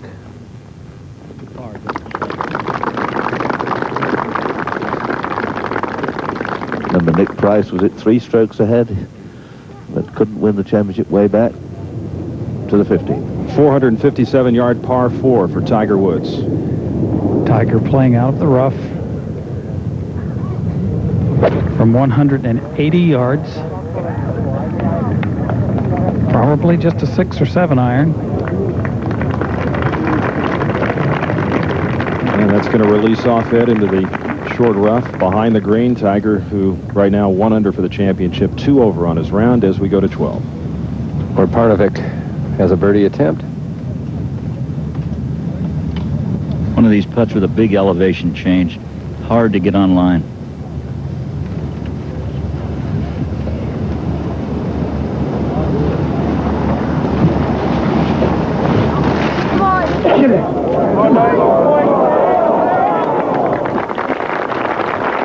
Well, he nearly had it on line and maybe lacked just a little pace, but a good safe par for Parnevik at 12.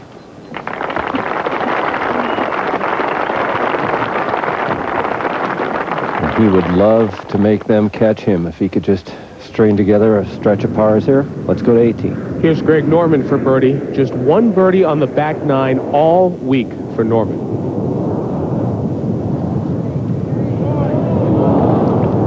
And it will stay at 1 birdie for the week. Round of 75 as we go back to 12. Where Darren Clark has a very important birdie putt here. One I think he probably feels like he can make, Rossi, at this stage. It's a good putt, I think, to have.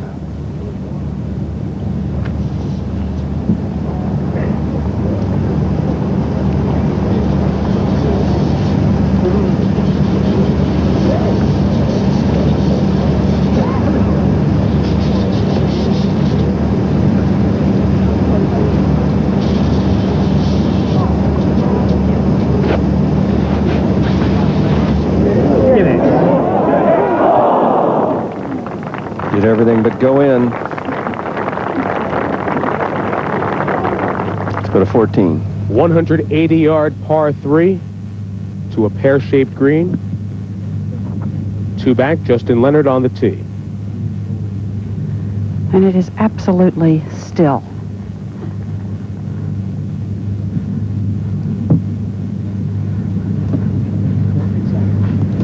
3 bunkers guard the front, so if a mistake is to happen here, be long.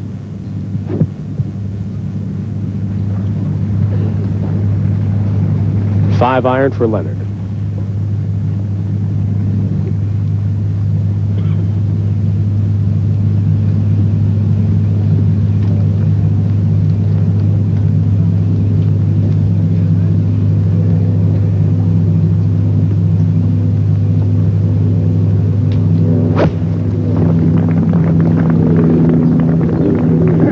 Heading toward the left side of the green, Mike. Safely on. It's 11 greens in regulation for Leonard through the first 14 holes. We thank our colleague Peter Alice as he goes back to the rest of the BBC broadcast. Thank you, sir. Thank you. See you next week in Northern Ireland. Curtis Strange will join us momentarily. Jim McKay? Okay, Michael, obviously it's dwindled down to these 3 at the moment. Darren Clark trying to become the first Irishman to win this championship in 50 years. The last was Fred Daly, known as the Whistling Irishman, because he did, in fact, whistle his way around the golf course. However, it seems like Clark's hopes are fading right now as the holes dwindle down to a precious few, but he's giving it a real tough, gutsy effort. Darren Clark. But it's dwindled down now to the Justin Jesper show. Justin Leonard of the United States having a great round, 4 under for the championship, hitting all the greens. Parnevik, the Swede, trying to become the first Swede ever to win the British Open. Not hitting the greens, but recovering and putting like crazy.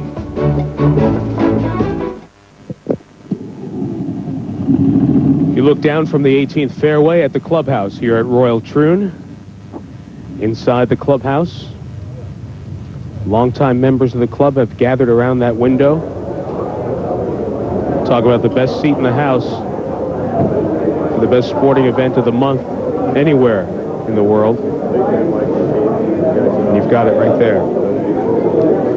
Let's go to number 15. This is Jim Furyk for his 15th straight par today. He's 4 under for the championship, and this just his second British Open. 27-year-old Jim Furyk playing awfully well, playing with Tiger Woods on this Sunday. Let's go to 13.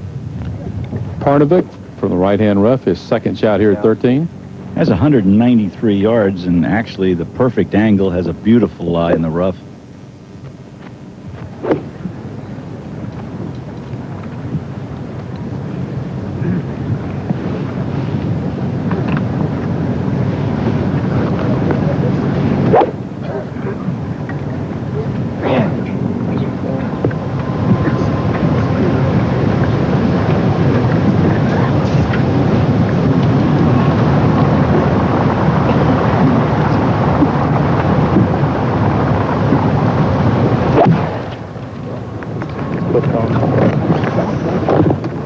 Going right.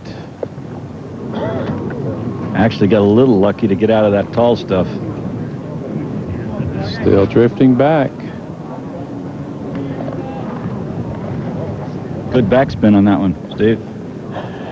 Now what he had in mind. The whole situation eerily reminiscent of Turnberry when he had the lead on the backside. His closest pursuer, Justin Leonard, just ahead as we go up there now.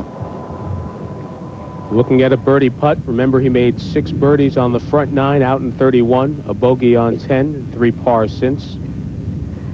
He's had the great advantage here of watching Fred Couples putt on the identical line. He positioned himself very well to step in right behind it and watch it roll to the hole. Curtis Strange now joins us as we watch together this birdie attempt.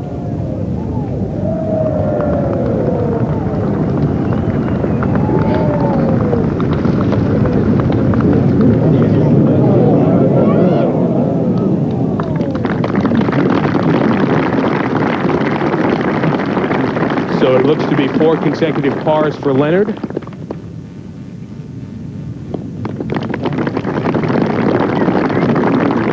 Still 2 behind Parnevik. 4 holes to go.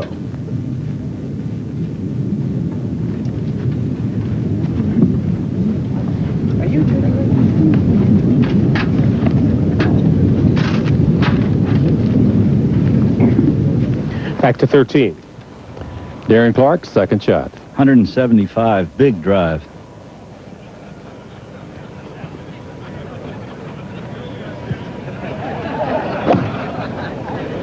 And this is another terrible iron way to the right. Ooh, it hit a spectator over there, bounded back on the green. We only hope that the spectator is not hurt there.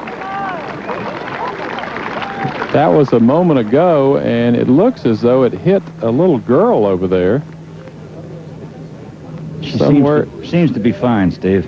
There she is. She's got the little blue top on. You can barely see her behind the camera guys there.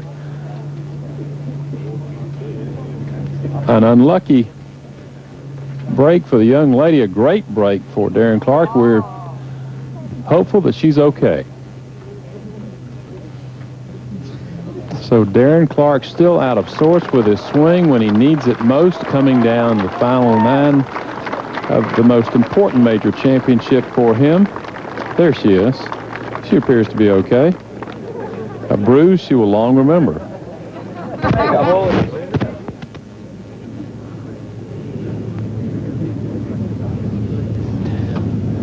Thank you. To 15. Justin Leonard.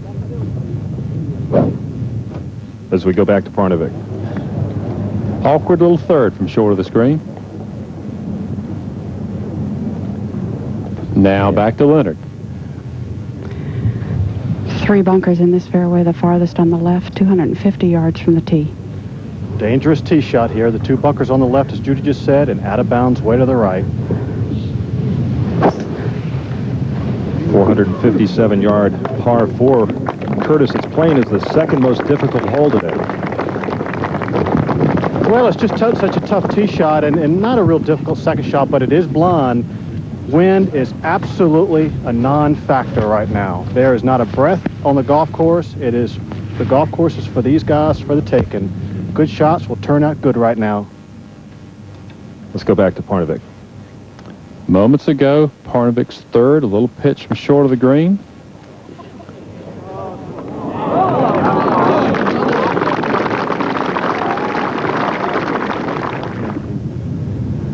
And now live. First to play, it will be Darren Clark.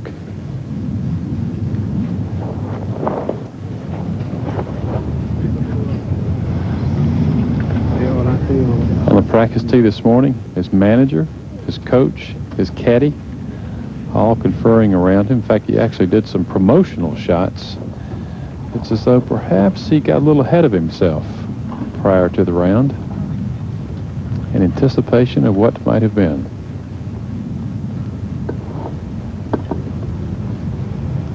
Straight up the hill here, just a little bit slow. Not much break one way or the other.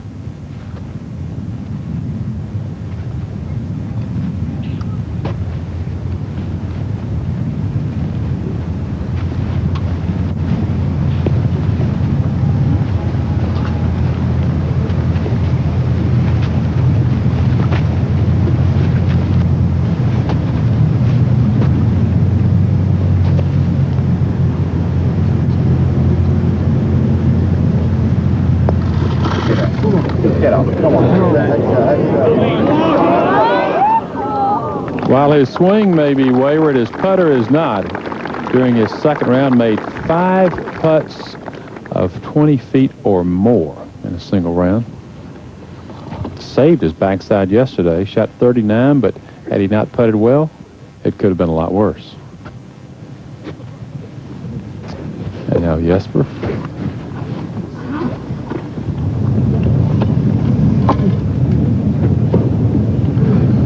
As we go back and watch Leonard's tee shot yet again at 15.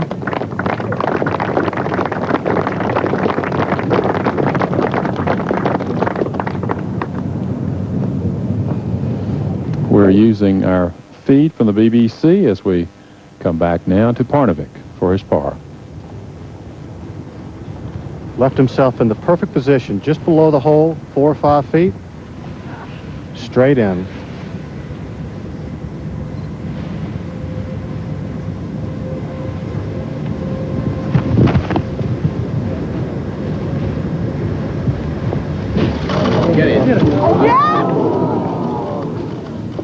His lead, now just one.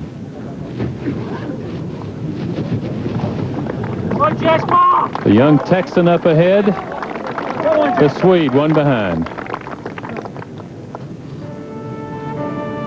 And we'll return with more golf from the 1997 British Open after this message and a word from our ABC stations.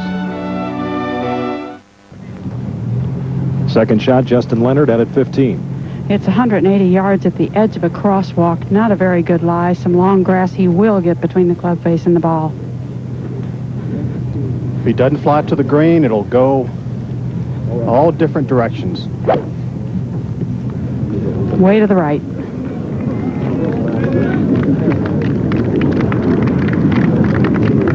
And that landed right in the gallery.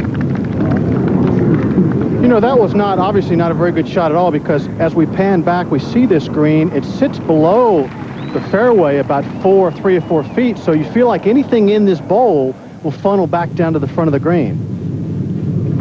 Darren Let's go to Clark 14. on the tee.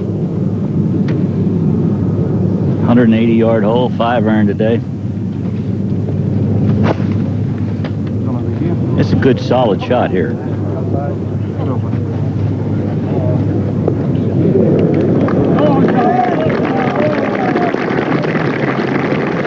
Clark still within striking distance, within 3 to 16. That was the third shot of Jim Furyk, who is in a current 5-way tie for 4th place. At 4 under, he has parred every hole up until this one, so Furyk will move to 5 under with that putt. Jesper Parnevik, who once had a 4-shot lead, now leads Justin Leonard by just a shot. Darren Clark by 3. Fred Couples has fallen away. You can see there are a number of players. Ernie Els, Davis Love have snuck back in it. Tiger Woods has got it in reverse gear right now. Tom Watson with a good showing. Phil Mickelson worked his way back to even par. Hometown boy Colin Montgomery finished with a 70 today, 1 under, and even for the championship. There's Greg Norman with a 75. And we go out to 15. Justin Leonard taking a look at his third shot. He just had to replace his ball. When it rolled into the rough, it rolled very near Marshall's foot, and when the Marshall moved his foot, the ball came to rest against his foot. He very kindly stood there motionless for 2 or 3 minutes until Justin and the rules official got there, and the ball has been replaced. Let's go to 14. The leader on the tee. 6-iron.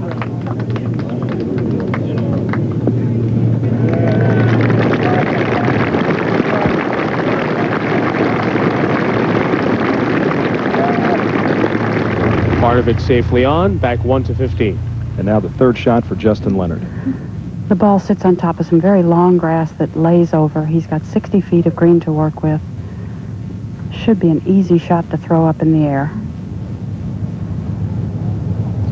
Tough to judge with all this green, though. Never quite sure how the ball's going to react out of the rough. Get in the hole, ball!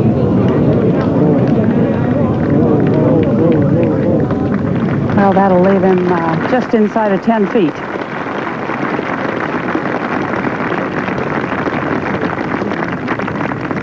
Leonard trailing Parnevik by 1 and has that putt for par.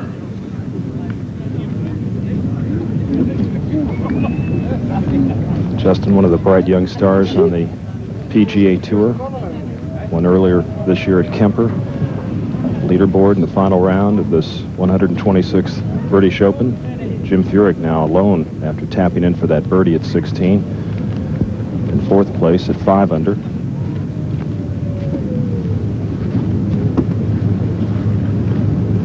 Let's go back to 14. Parnevik for birdie.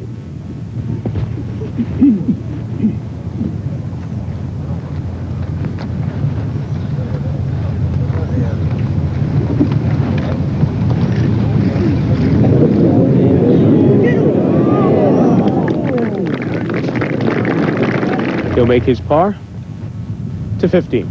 Birdie putt for Fred Couples.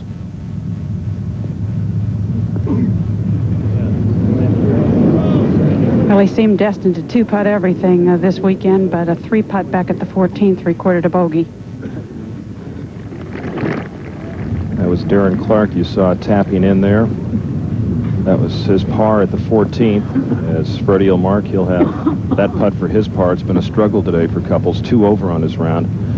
4 under for the championship.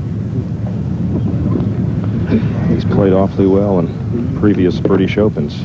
6 top 10 finishes in his 10 previous Opens. Rod, you say to yourself, how in the world can a guy like Fred Couples, playing well the first 3 days, be 2 over par with a golf course that has virtually no wind at all today? But it just goes to show you these links courses, you think they're easy, but the bounces, the different things you have to deal with, Curtis, eventually get you. You know, it's tough. What about this young man, Justin Leonard? I mean, he truly has, in his short career, done awfully well. Well, that's because of a lot of talent. That's as simple as that. He's got a wonderful backswing, hits the ball very solid right in the middle of the club face. Pretty good putter. He was one of those young guys that grew up with the game. You know, he has feel, he has instinct. He loves the competition too. He better love it right now, because there's some heat coming out. This is when it gets tough.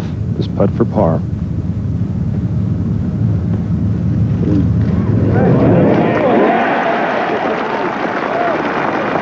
That is huge right there for young Justin Leonard. Keeps him 1 back of our leader, Jesper Parnevik. It shows you a lot what he's made of right now to make a putt coming down the stretch of a major championship. And our leader back on the tee at this 457-yard par 4 15th.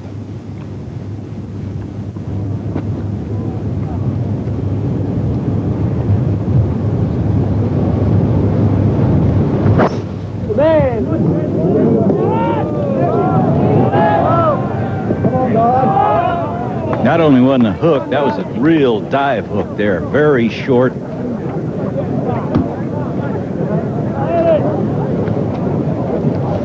It's the middle of that huge gallery. Rossi, if he's over there in the middle of all those people, he's going to be back probably 200 yards, but might not be too bad a shape. Well, it's going to be back longer than that, Curtis. That is a really short drive. Parnevik leads Leonard by 1 in the final round of the British Open.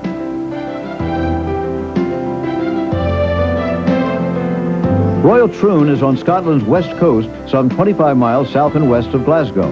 It's one of 8 courses in what the British call the Rota, among which the British Open circulates. 5 of the sites are in Scotland, 3 are in England. All are on the sea.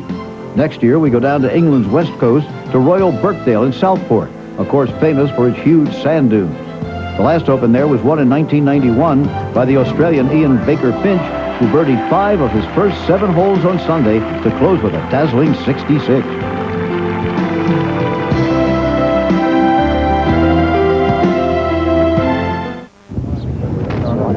Second shot at 15 for our leader, Jesper Parnevik.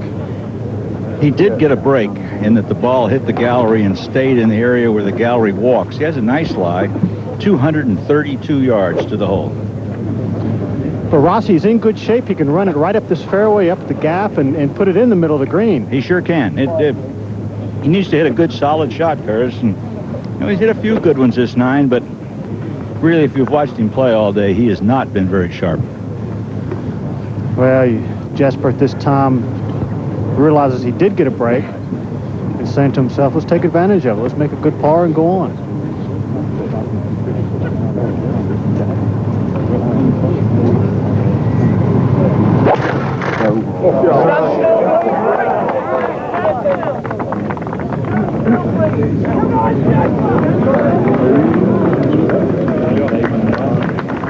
That's okay. A simple little chip or maybe a putt. Not bad shape at all. Darren Clark, his second shot. 183 yards for Clark. Has to come in over the hump. Can't see anything up around the green.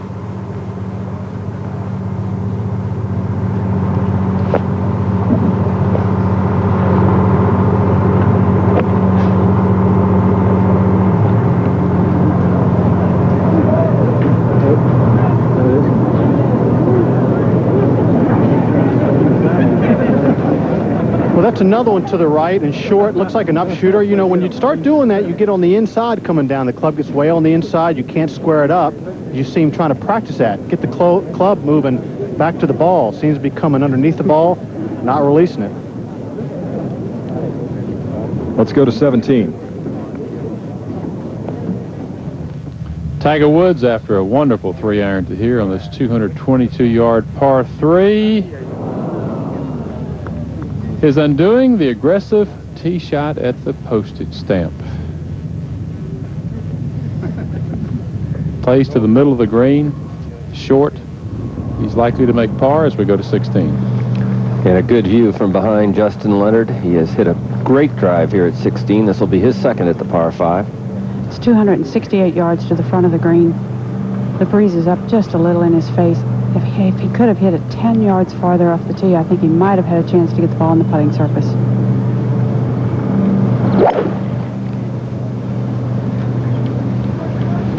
Well, he has hit this straight and true. That'll be in a good spot, Judy, about 10 yards short of the green. Not a particularly difficult pitch from there.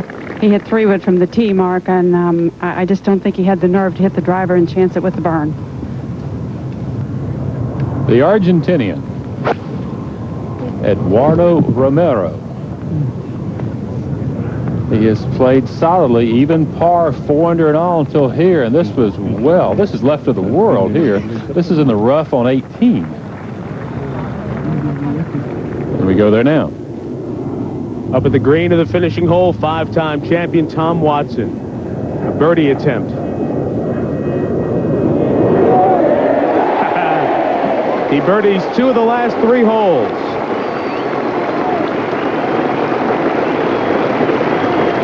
Tied for 11th right now, 2 under for the championship. 1 here at 82. Back to 15. Well, Darren Clark surveying his third shot. Not going to be an easy shot here, Curtis. It's a tough little pitch. Well, he's not too far, Rossi, from where Justin was, and he's got to carry it, 20 yards or so, and still has 50 or 60 feet of green. So tough to judge, especially when it hits the green. Looks like he's got a straight face club here. Going to try to just carry it on the green and run it most of the way.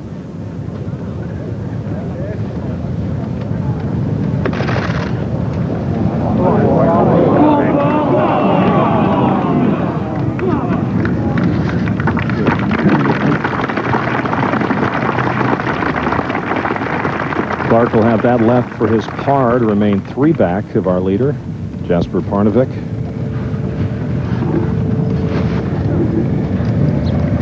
Darren 1 over in this final round. Let's go to 18.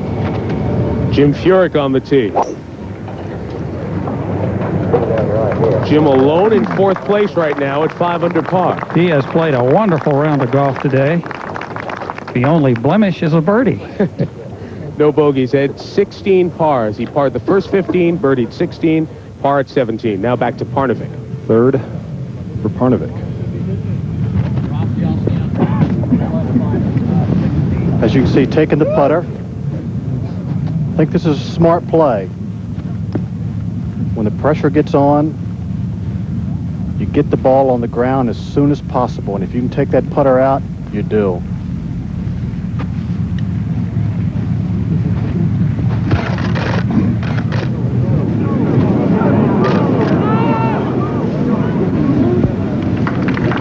And our leader will have that left for his par to maintain his 1-shot advantage over Justin Leonard in the final round of the 126th British Open.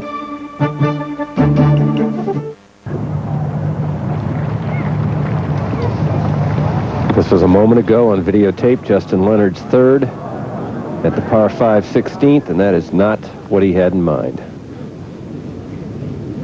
Just about the same length putt he holed back at 15 for par. Now here he is live. You get down to the end of a golf tournament and you always seem to have to make a putt. Now, he made a good par putt on the last hole. but this might be the putt. Curtis, I saw you miss a putt from below this hole yesterday. A number of players have thought it was going to drift to the right or be straight, and sometimes the ball actually turns a little left at the hole. Well, you know, it's just, I think if it loses speed, it'll go a little right. I actually was above the hole, so I don't know what this is going to do, but it shouldn't do much. Like I said, a little bit up the hill.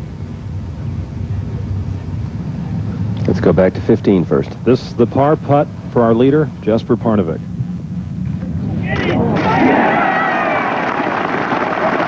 Very solid there after an errant tee shot. And Parnevik leads Justin Leonard by 1. Let's go back to him. His day in, day out stroke is kind of a long flowing stroke, and he was really able to do that well at the 15th.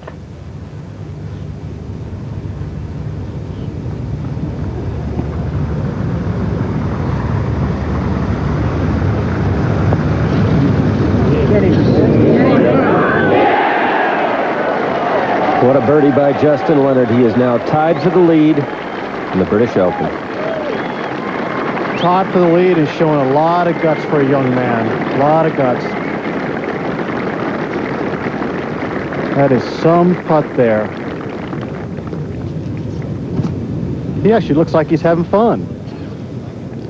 In the meantime, Fred Couples has hacked his way up the left-hand rough, and he will make a par of it. As you see there, 3 over for the day. A disappointing day for Fred. But what a 4 by Justin Leonard at 16. Now back on the tee, Parnevik. Yeah, this one's going right. Got away from the hook, but it's in the right rough. And that right rough there, Rossi, is much worse than the rough on the left-hand side in certain places. That'll take away any chance Parnevik might have to get it close to the green, I would think. Let's go to 18. The reception for Tiger Woods. Currently 1 under.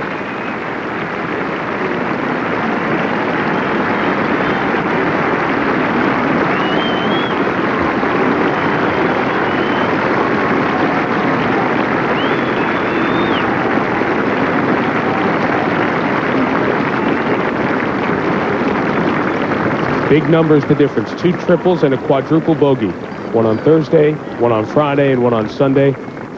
The story for Tiger Woods. 10 over on 3 holes. Doesn't mean that if he would have made par on that, he would have contended in this tournament, but certainly those 3 holes took him out of contention. We'll step aside for a moment, and we're back with more golf action for the 1997 British Open Golf Championship after this message and a word from our ABC stations.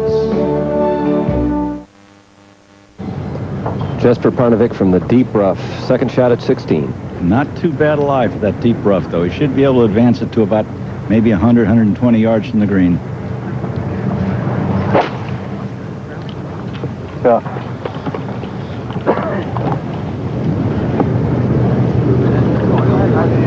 And it'll just trickle into the short rough, but shouldn't be too bad a spot there.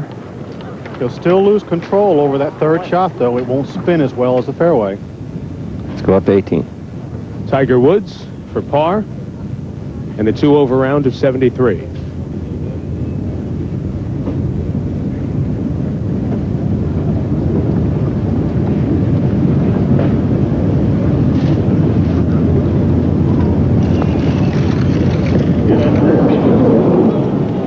Well, not the way he wanted to finish, but I think he learned a lot this week. He learned a lot about links golf.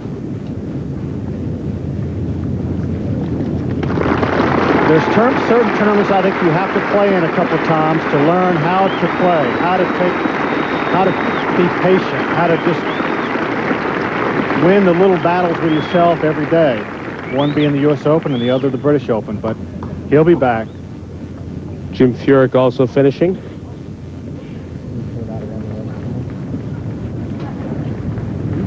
As you get a look at the story, Jim is alone in 4th. Remember, the British Open playoff is not a sudden death 1-hole playoff. It is aggregate score over 4 holes. And then if still tied, sudden death. There's drama anyway on that leaderboard, but there's even more drama when you end up with a tie at the top in the British Open. Here is Furyk.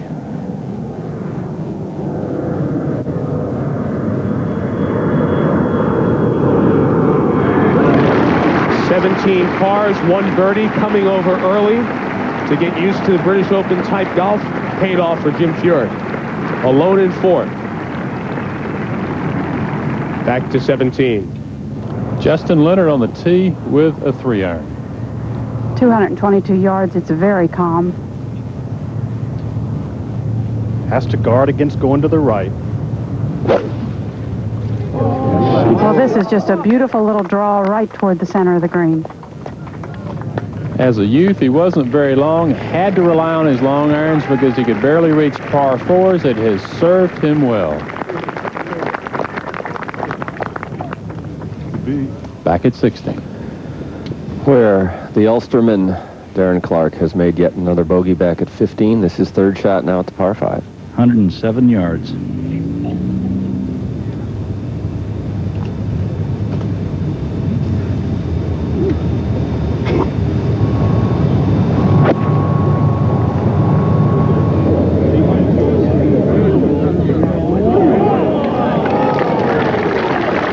One of the few really good, crisp, solid iron shots we've seen out of Clarke today.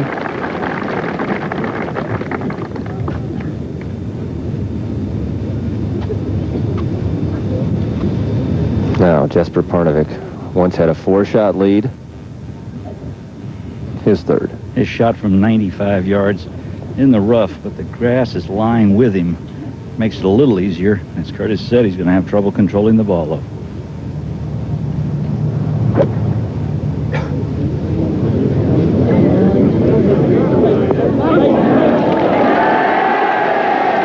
What a shot, and what a time to hit it. Jesper Parnevik will have 3 feet for birdie at 16. Up ahead, Justin Leonard has put his ball on the green at 17. This would be an awfully big 4 for Parnevik if he could get it in.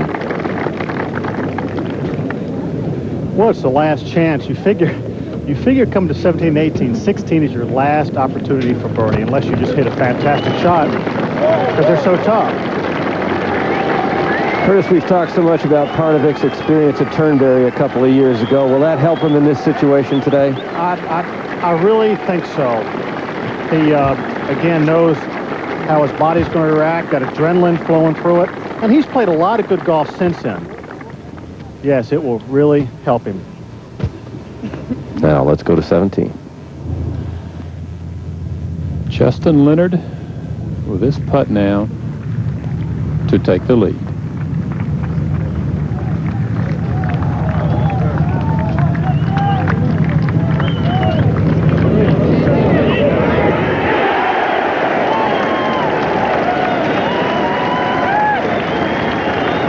The 25-year-old Texan, demonstrating a maturity far beyond those 25 years, is now the leader as we go back to 16.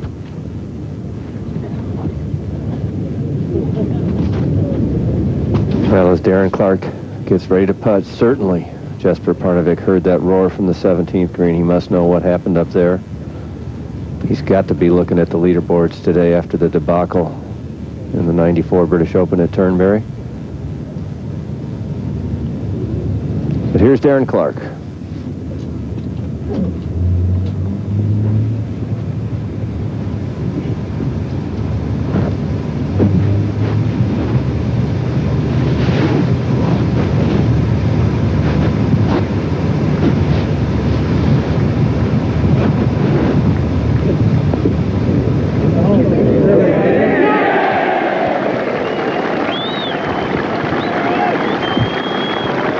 Birdie for Clarke will get him to 8 under, but certainly a little bit too late. It's been a good experience for Darren, though.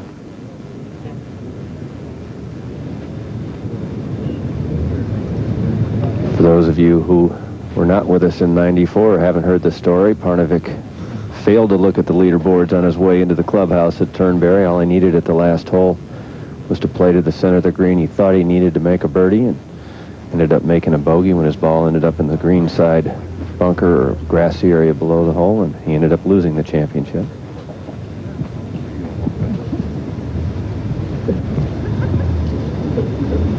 This putt to tie Justin Leonard for the lead.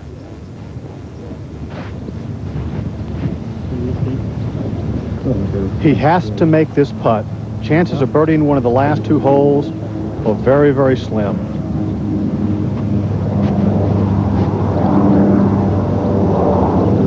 Yeah. Try that? Yeah.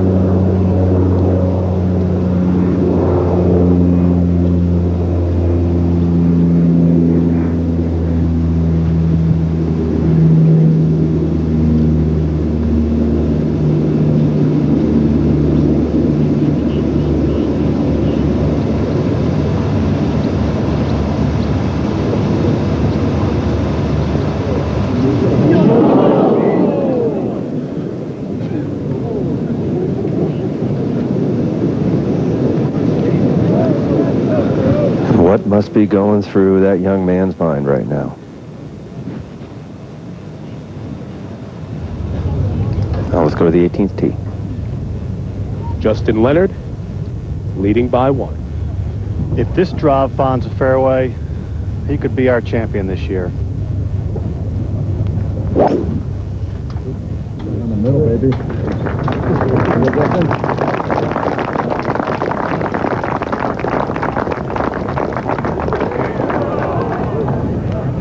Narrowly avoiding that bunker, safe and in the fairway.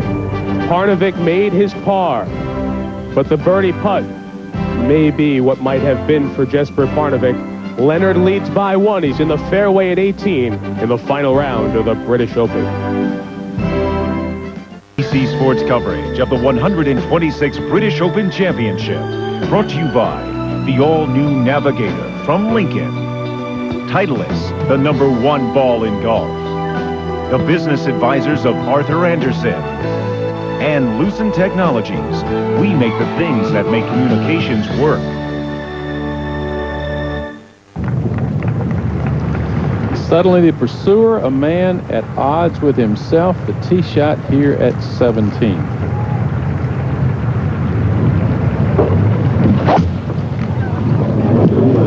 That's another one to the left, Steve.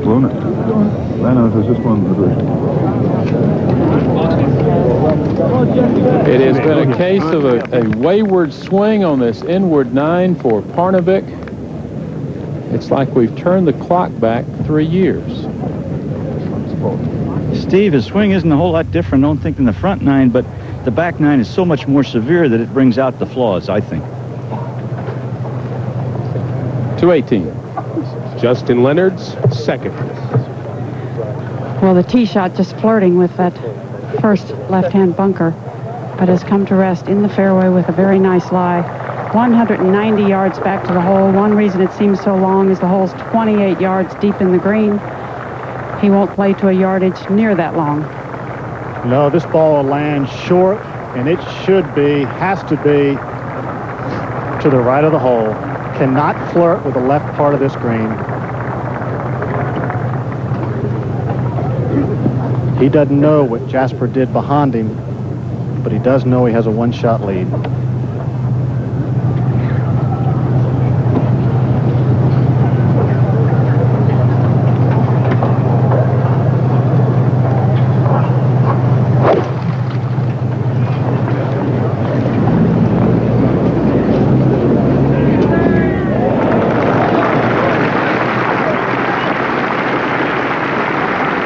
Boy, what a good, solid, smart shot that is. I just, you know, he's way beyond his years right now. He's playing, he's putting. He looks like he's having fun. You know, Curtis, he's known as a very organized kind of guy, and that's really the kind of round of golf he played today. Exactly. Managed it very, very well. Paired with Fred Couples, who struggled here on the back. Here's Fred's second. 171 yards in, he has just become very disgusted with himself the last 4 or 5 holes and is trying to give Justin Leonard his due. This is well to the right. Walking with Randall. Judy, you also think, you know, Freddie at this point during the round, he's trying to get out of Justin's way, too. Oh, well, that's exactly what I mean. He not only has encouraged him today and supported him, but the last 5 or 6 holes, he has literally tried to get out of the way. as Leonard walks up 18, back to 17. Where Parnevik can only hope for a miracle, an awkward second shot here. Very awkward. She said if he gets this one up and down in 2, it will rival some of the ones of the front 9.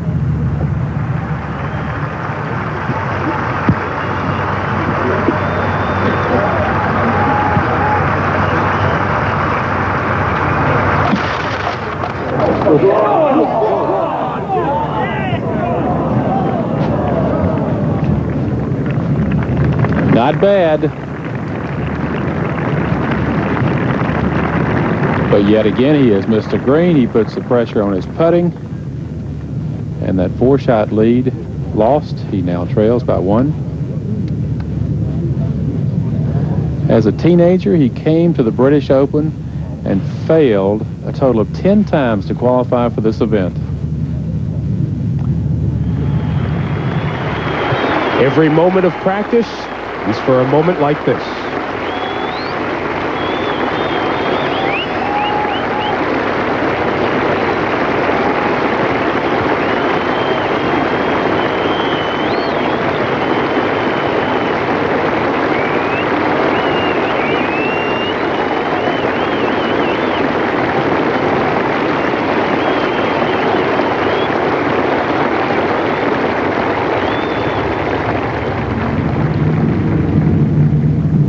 Back to 17. Darren Clarke now for birdie.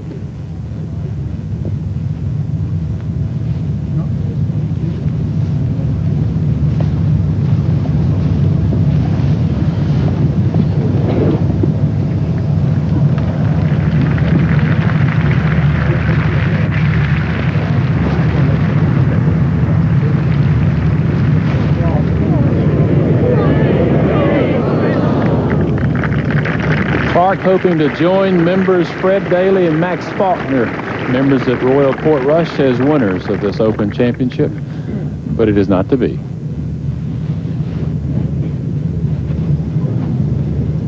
Well, he'll take a lot of confidence home from this week, though. He's played well on the European Tour, will be on the next Ryder Cup team. Obviously a very established player in his own right, but this is a huge golf tournament for him. It'll give him some confidence. He didn't play well, he didn't win, but he'll take home a lot of confidence. If he has any hope at all, he must make this.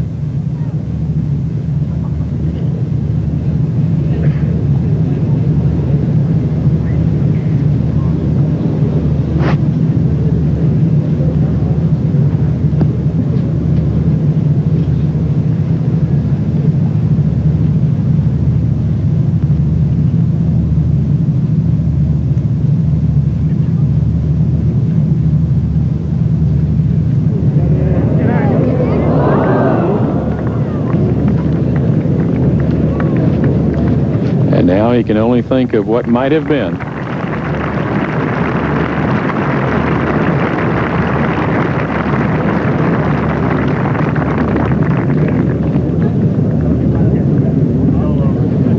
From 17 green to the home hole.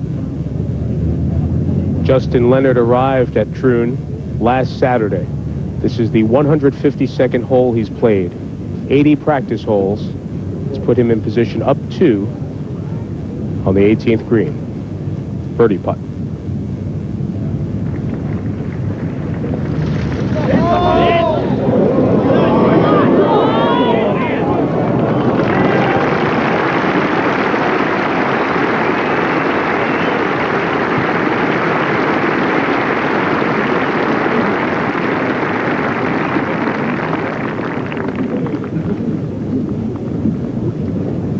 And he'll soon see the bogey posted for Jesper. In fact, he probably just did see.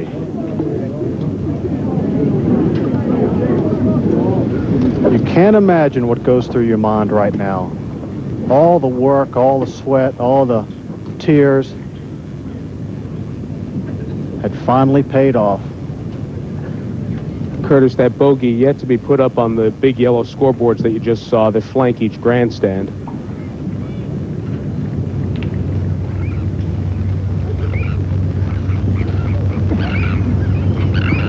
Fred Couples. Par putt to finish at 3 under.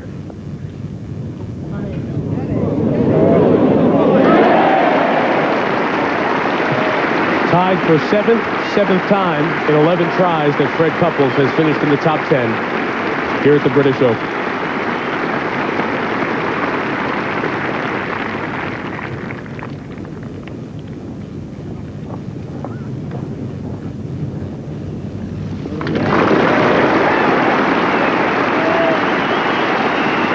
'25-year-old Justin Leonard. A round he'll never forget. A round of 65 on Sunday at the British Open. And barring a miracle, his first major. And has the game to win many, many more. My gosh, drives it so straight, irons it so well, thinks so well around a major championship type golf course. Such a feeling of accomplishment right now. When you get to your room by yourself later on tonight, you can pat yourself on the back and say, I did it. I did it by myself. Let's go back to the 18th tee, trailing by 2, Darren Clark. Rather, Parnevik in a moment. First Clark down by 4.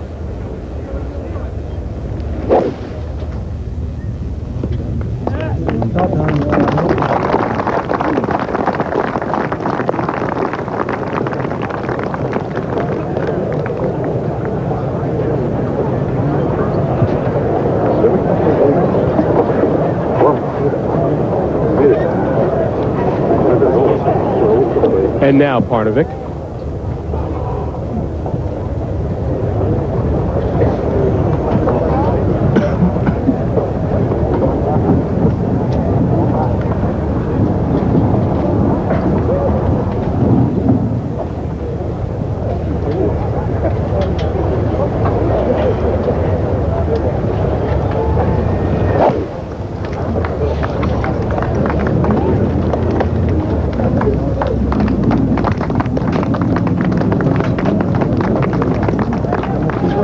The left-hand rough. The impossible made even almost more difficult. Parnevik has to hole out from there to force a playoff. Likely it is the day for American Justin Leonard, the leader by 2. At Ernst & Young, we never forget that one of the most dangerous days in the life of a business is the day it reaches its goal. Because if success turns into complacency, the job a company faces may not be protecting its position, but fighting for it all over again. Ernst & Young, there isn't a business we can't improve. After winning 2 successive European money titles, I switched to Big Bertha Woods & Irons.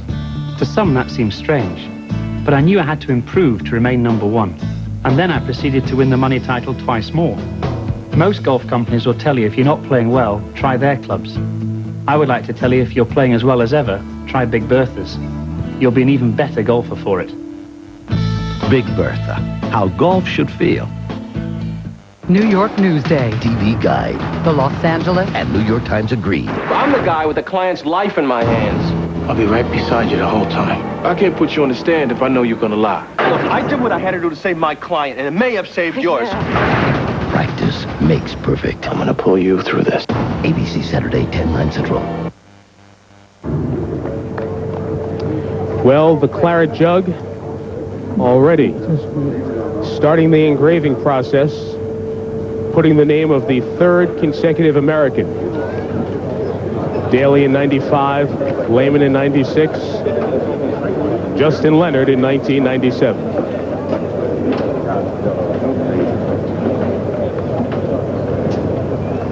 As we've always seen at the British Open, as the players make their way to their golf ball in the 18th fairway, the fans start to fill in that fairway a little more orderly than happened in 62.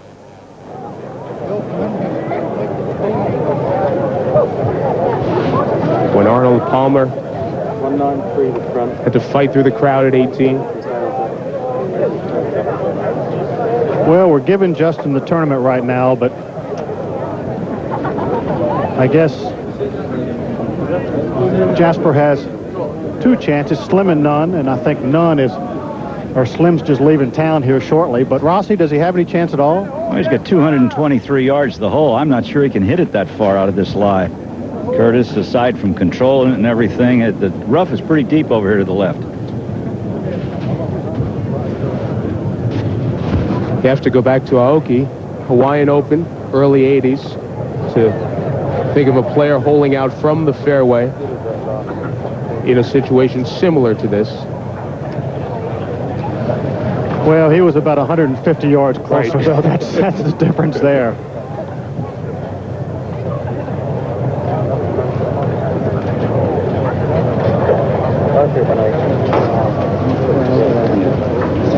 Some of the PGA Tour pros from the States were there to greet Justin Leonard as he walked off the green at 18, including Mark Calcavecchia, who was the champion here the last time the Open was contested at Troon in '89. Steve Stricker and his wife Nikki also waiting for Justin. And you know what? It is a team effort over here. If you can't win yourself, you would like an American to win.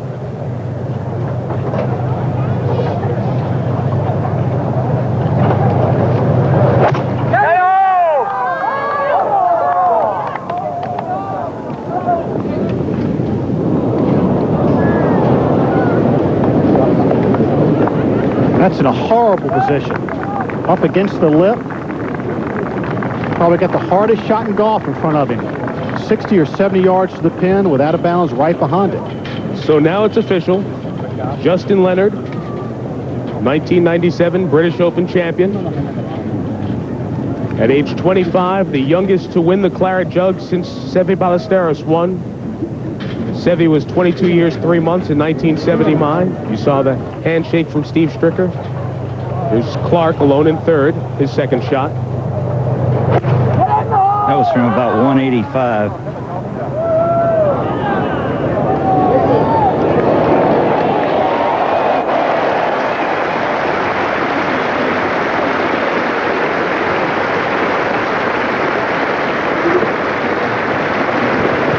Darren Clark finished 11th last year, so he improves on his showing from 96. Well, a good shot there, and he could still actually get a part of second place, maybe even second place by himself.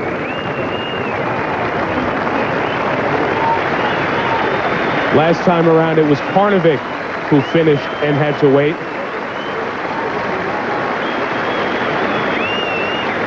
The story is somewhat similar, except this time Parnevik, knowing he's not the champion, walks up 18 with Clark.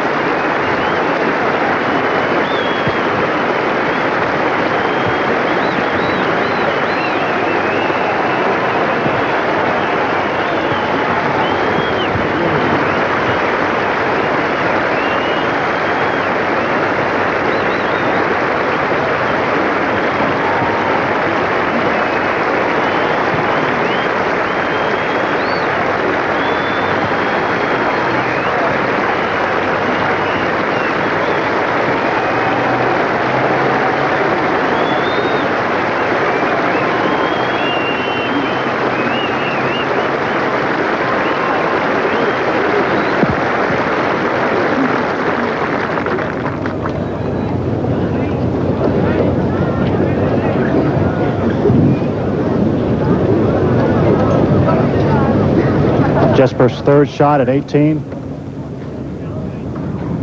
Toughest shot in golf, 50 or 60 yards out of the sand.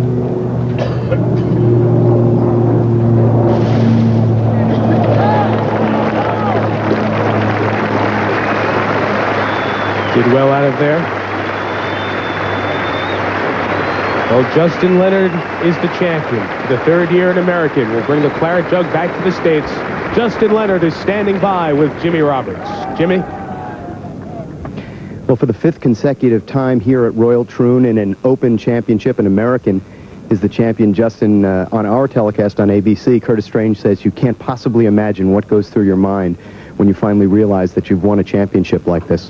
What did go through your mind? You know, because all day I was behind. and most of the day behind 2 or 3 shots. So, you know, going out the front side, I just wanted to try to play aggressively. And, you know, I made the putts that I missed yesterday. And then through the back 9, you know, knowing I need to make a couple birdies, but avoiding a couple mistakes at 11 and 15. And then, you know, birdie in 16, I somewhat expected, but the putt at 17, you know, it was just one of those. I had a good line, and it went in. And you know, the last hole, I felt pretty, I was just praying when I was over it that you know, I could 2-putt, get it up there close to where I didn't have to think about it. You know, and just a lot of excitement, but I really stayed, surprising how calm I stayed up until the 18th. Have you ever putted better in your entire life? The front side was something to behold, but on 11 and 15, those saves were really, truly remarkable and perhaps more significant. Yeah, I mean, to putt the way I did on the back 9, making the putts at 15 and 16 and 17, you know, I made 3 in a row there in the beginning, and then I 3-putted 4, and I think that kind of got me back to reality. And from there on, I paid a little closer attention, and you know, it just, the hole opened up for me today. As they say over here, Justin Leonard, the champion golfer of 1997. Congratulations. Let's go back to Mike Tirico. Jimmy, thank you. Jesper Parnevik's putt went past the hole a bit. He is marked. Yeah. Now Darren Clarke. That was 12.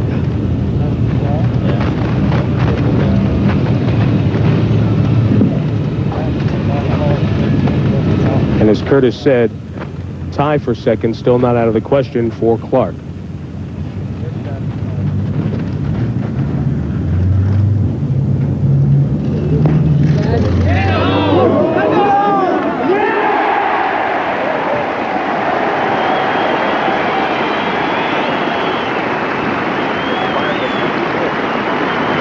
Well, that's a grand way to finish. Struggled today. Didn't win the championship, but second isn't all bad either.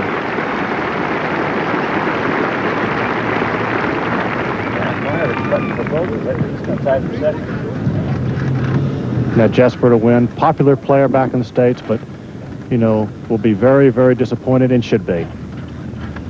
It was his to win or lose today, and he didn't perform down the stretch. He had hoped that taking the last stroke of this championship would be for the Claret Jug. Instead, he's tied for second with Darren Clarke.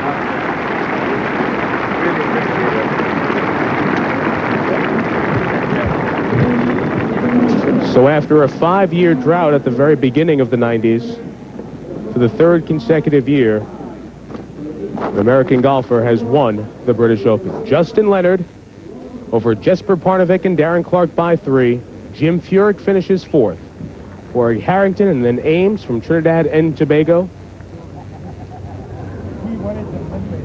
There you see Watson, Love, Kite, and Calcavecchia. If you've never seen the presentation of the Claret Jug, it is a little different, it's unique, and we'll see it in just a few moments. The fans here don't all head off for the exits. They patiently wait in the bleachers, about 7,500. And the other fans who have been walking the golf course fill in the fairway and stay to watch.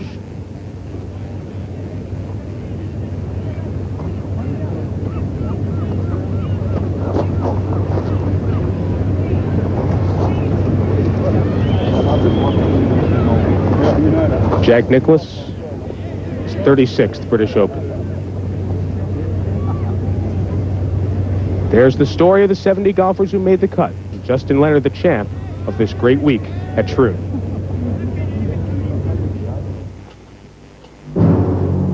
Thursday, when morning dawned on Scotland's west coast, as the curtain came up for the 126th Open, the course that waited for the competitors was far different than Troon in '89 and '82. This course was not baked dry, but the familiar element of links golf, the wind, would challenge the players.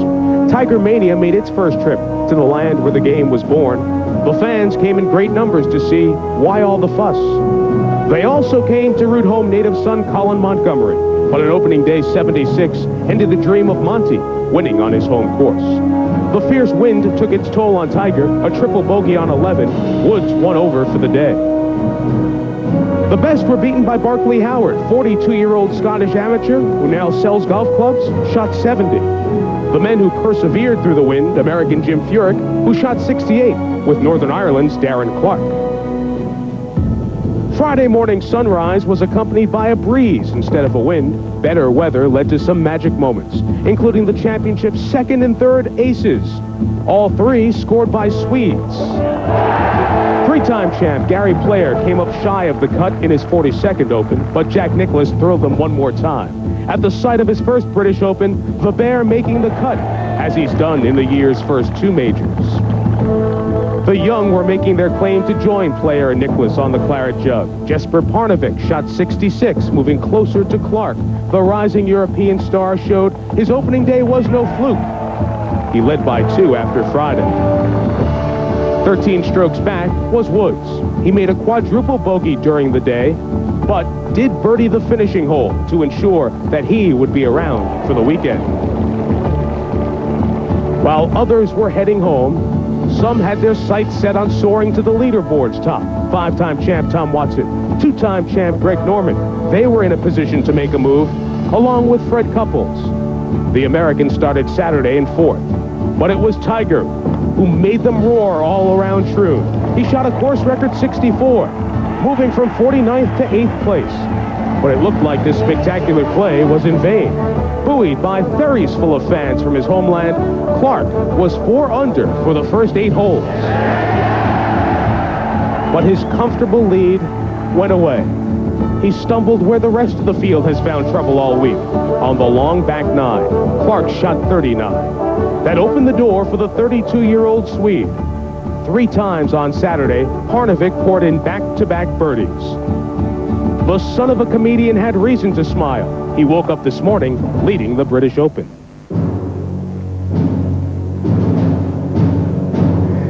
As Sunday dawned, the sunlight glistening off the familiar Sunday red shirt of Tiger Woods, he had that walk. Would he have the magic that he found yesterday? It was not to be. Troon had been tough on Tiger, a triple bogey and quadruple bogey during the week. Today, another triple bogey at the famed postage stamp. Darren Clarke was buoyed again by those fans. They came to cheer him, but instead saw luck that would not be promised and fulfilled. Then there was the story of Parnevik.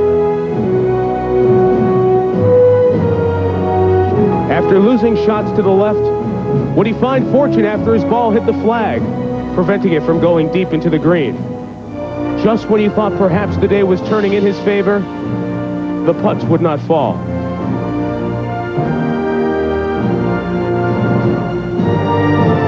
Thus the door was open, and Justin Leonard walked through. An inspiring 31 on the front 9, a crucial birdie at 16, another birdie at 17, and then the walk up 18.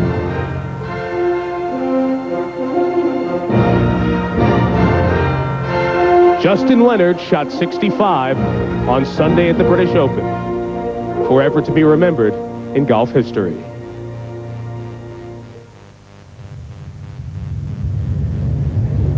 And as the press has amassed around the green at 18, and many of the fans have stayed in the bleachers, we wait for the arrival of Justin Leonard and the presentation of the Claret Jug. At one point in this championship, and we've said it's 126 playings long, they played for a champion's belt. Young Tom Morris won it 3 consecutive years. And the rules had it then that if you won 3 times in a row, you got to keep the belt. So then there was a year with no championship, and they had to come up with something to give to the champion. The Claret Jug was introduced in the early 1870s and has been awarded ever since. When you win your first major, Curtis, does it sink in that night, or does it take longer to really appreciate it? It takes a while. It takes a while. You know you've won, obviously. You know you've beat the best in the world on one of the great courses in the world. But it takes a while. He will have a nice dinner tonight. it just takes a while. He'll go home. He'll think about it a lot on the flight home. The 7-hour flight home tomorrow will be a lot of fun for him. Just to relax and replay the entire round and what a round it was. 65 on Sunday at the British Open. Couldn't be a better script. We'll be back for the presentation of the Claret Jug to Justin Leonard in just a moment.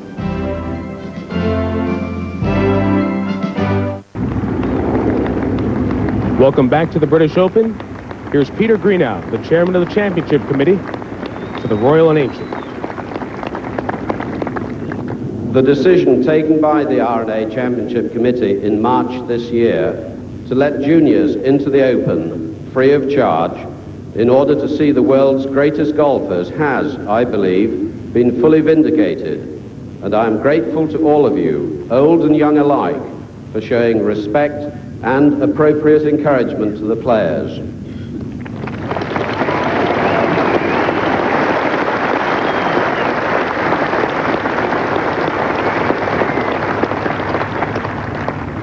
Two weeks ago, over 2,200 competitors started the qualifying stages of the 126th Open Championship, and we have had splendid cooperation and assistance from 18 clubs before the final 156 players began play on Thursday here at Royal Troon.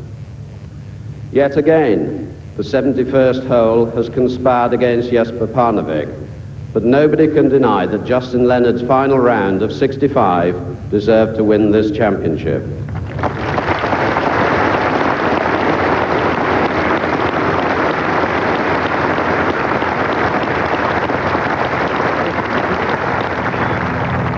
My thanks go to the rules officials who have been drawn from 14 countries.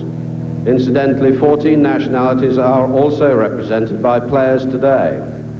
And thanks also to the Royal and Ancient Secretariat under Michael Benalek and David Hill, who have put in an enormous amount of time and work to ensure that this has been a truly memorable Open.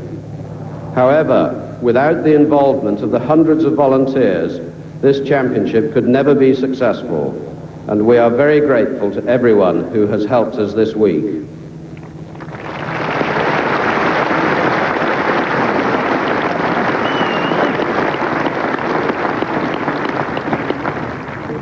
I shall now ask Michael Benalek to announce the winners and request Ian Valentine, the captain of Royal Troon, to present the trophy.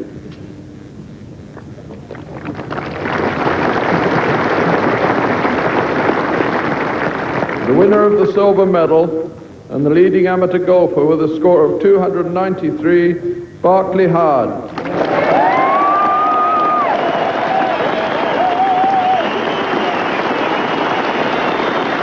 Of 7 amateurs, none from the United States, Howard was the only amateur to make the cut. 42 years old, a Scot, lost his job with Rolls-Royce a few years ago, now selling golf clubs. Quite a week for him.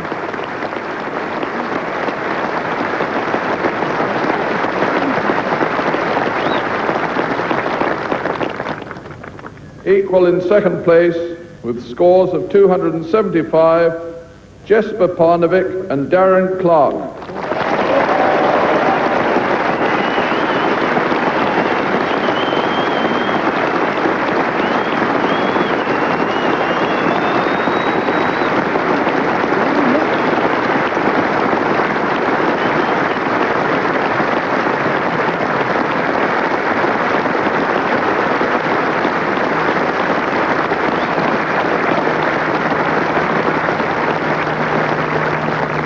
The winner of the gold medal and the champion golfer for the year with a score of 272, Justin Leonard.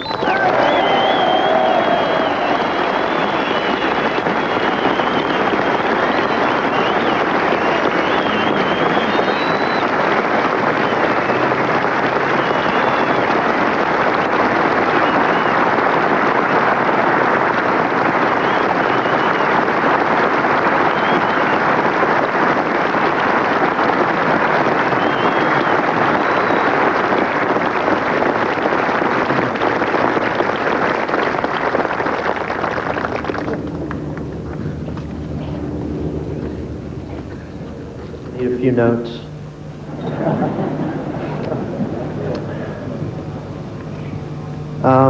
It's been a great week, and hasn't hit me yet, so if it hits me during the speech, I'll go ahead and apologize. A few people I'd like to thank from the championship committee: Peter Greenhow, Ian Valentine, Billy McLaughlin, the superintendent. Thought the course was just fabulous this week. I think all of the players will agree with that. And, you know, I don't know if you have control of the weather, but if you do, nice job.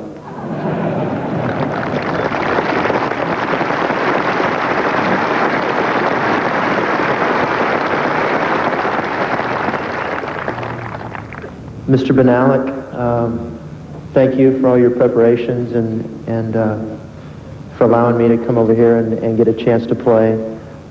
I came over the last 2 years to qualify and was fortunate enough to qualify for the championship. And hopefully I won't have to again, but if I do, I'll come.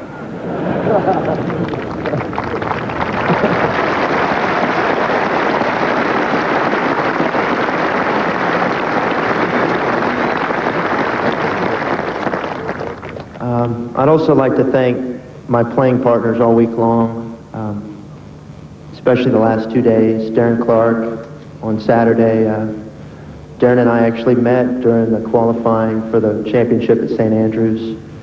And he's a great guy. He's a great player. He had a great week. And it was nice. We had a nice, relaxing round. Today, I felt real fortunate to be paired with Freddie Couples. You know, I call him a friend of mine. He's just great. We laughed our way around. He's always very relaxed, and he's really one of my favorite players. So it was a real honor to play with him and to be able to play well.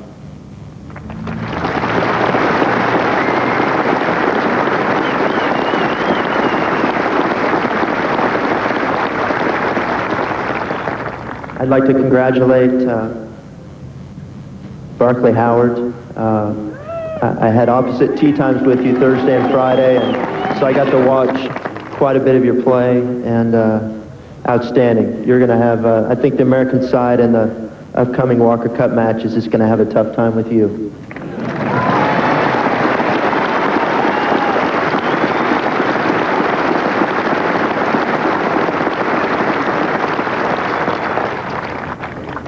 I'd also like to congratulate Jesper and Darren. They're both wonderful players. They both deserve to win this tournament. I think it was just, it happened to be my week, but I'm sure that both these players will win many more tournaments and many more majors, and you know, I just feel fortunate to have been able to do what I did against two great players.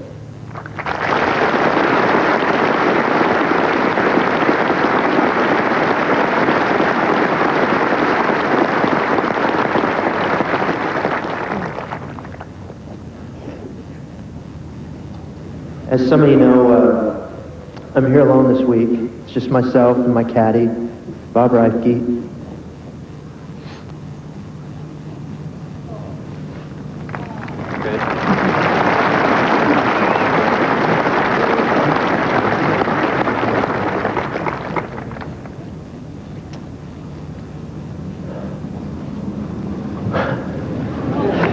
Moment, please.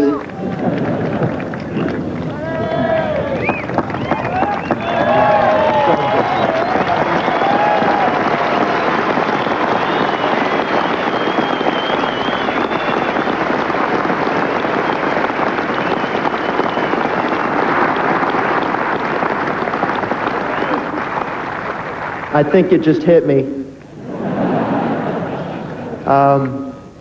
But to everybody, my family, all my friends in Dallas, Randy Smith, my instructor, I know they're kicking themselves, but this isn't someplace you can just, you know, catch a 5 o'clock flight. you know, I'm looking forward to getting home. I know they're having a really fun time right now, and so I'll make sure I get some Advil on the way from the airport for them, but it's a shame they couldn't be here, but at the same time, maybe that helped me focus a little bit.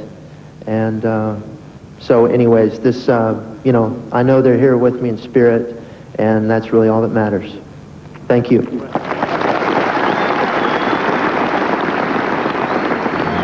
Curtis, life is different for Justin Leonard starting right now. Well, he's truly a young gentleman, but he has to realize that his life has changed in a matter of moments. He'll never be the same. The majors of 1997, the 20-somethings take over.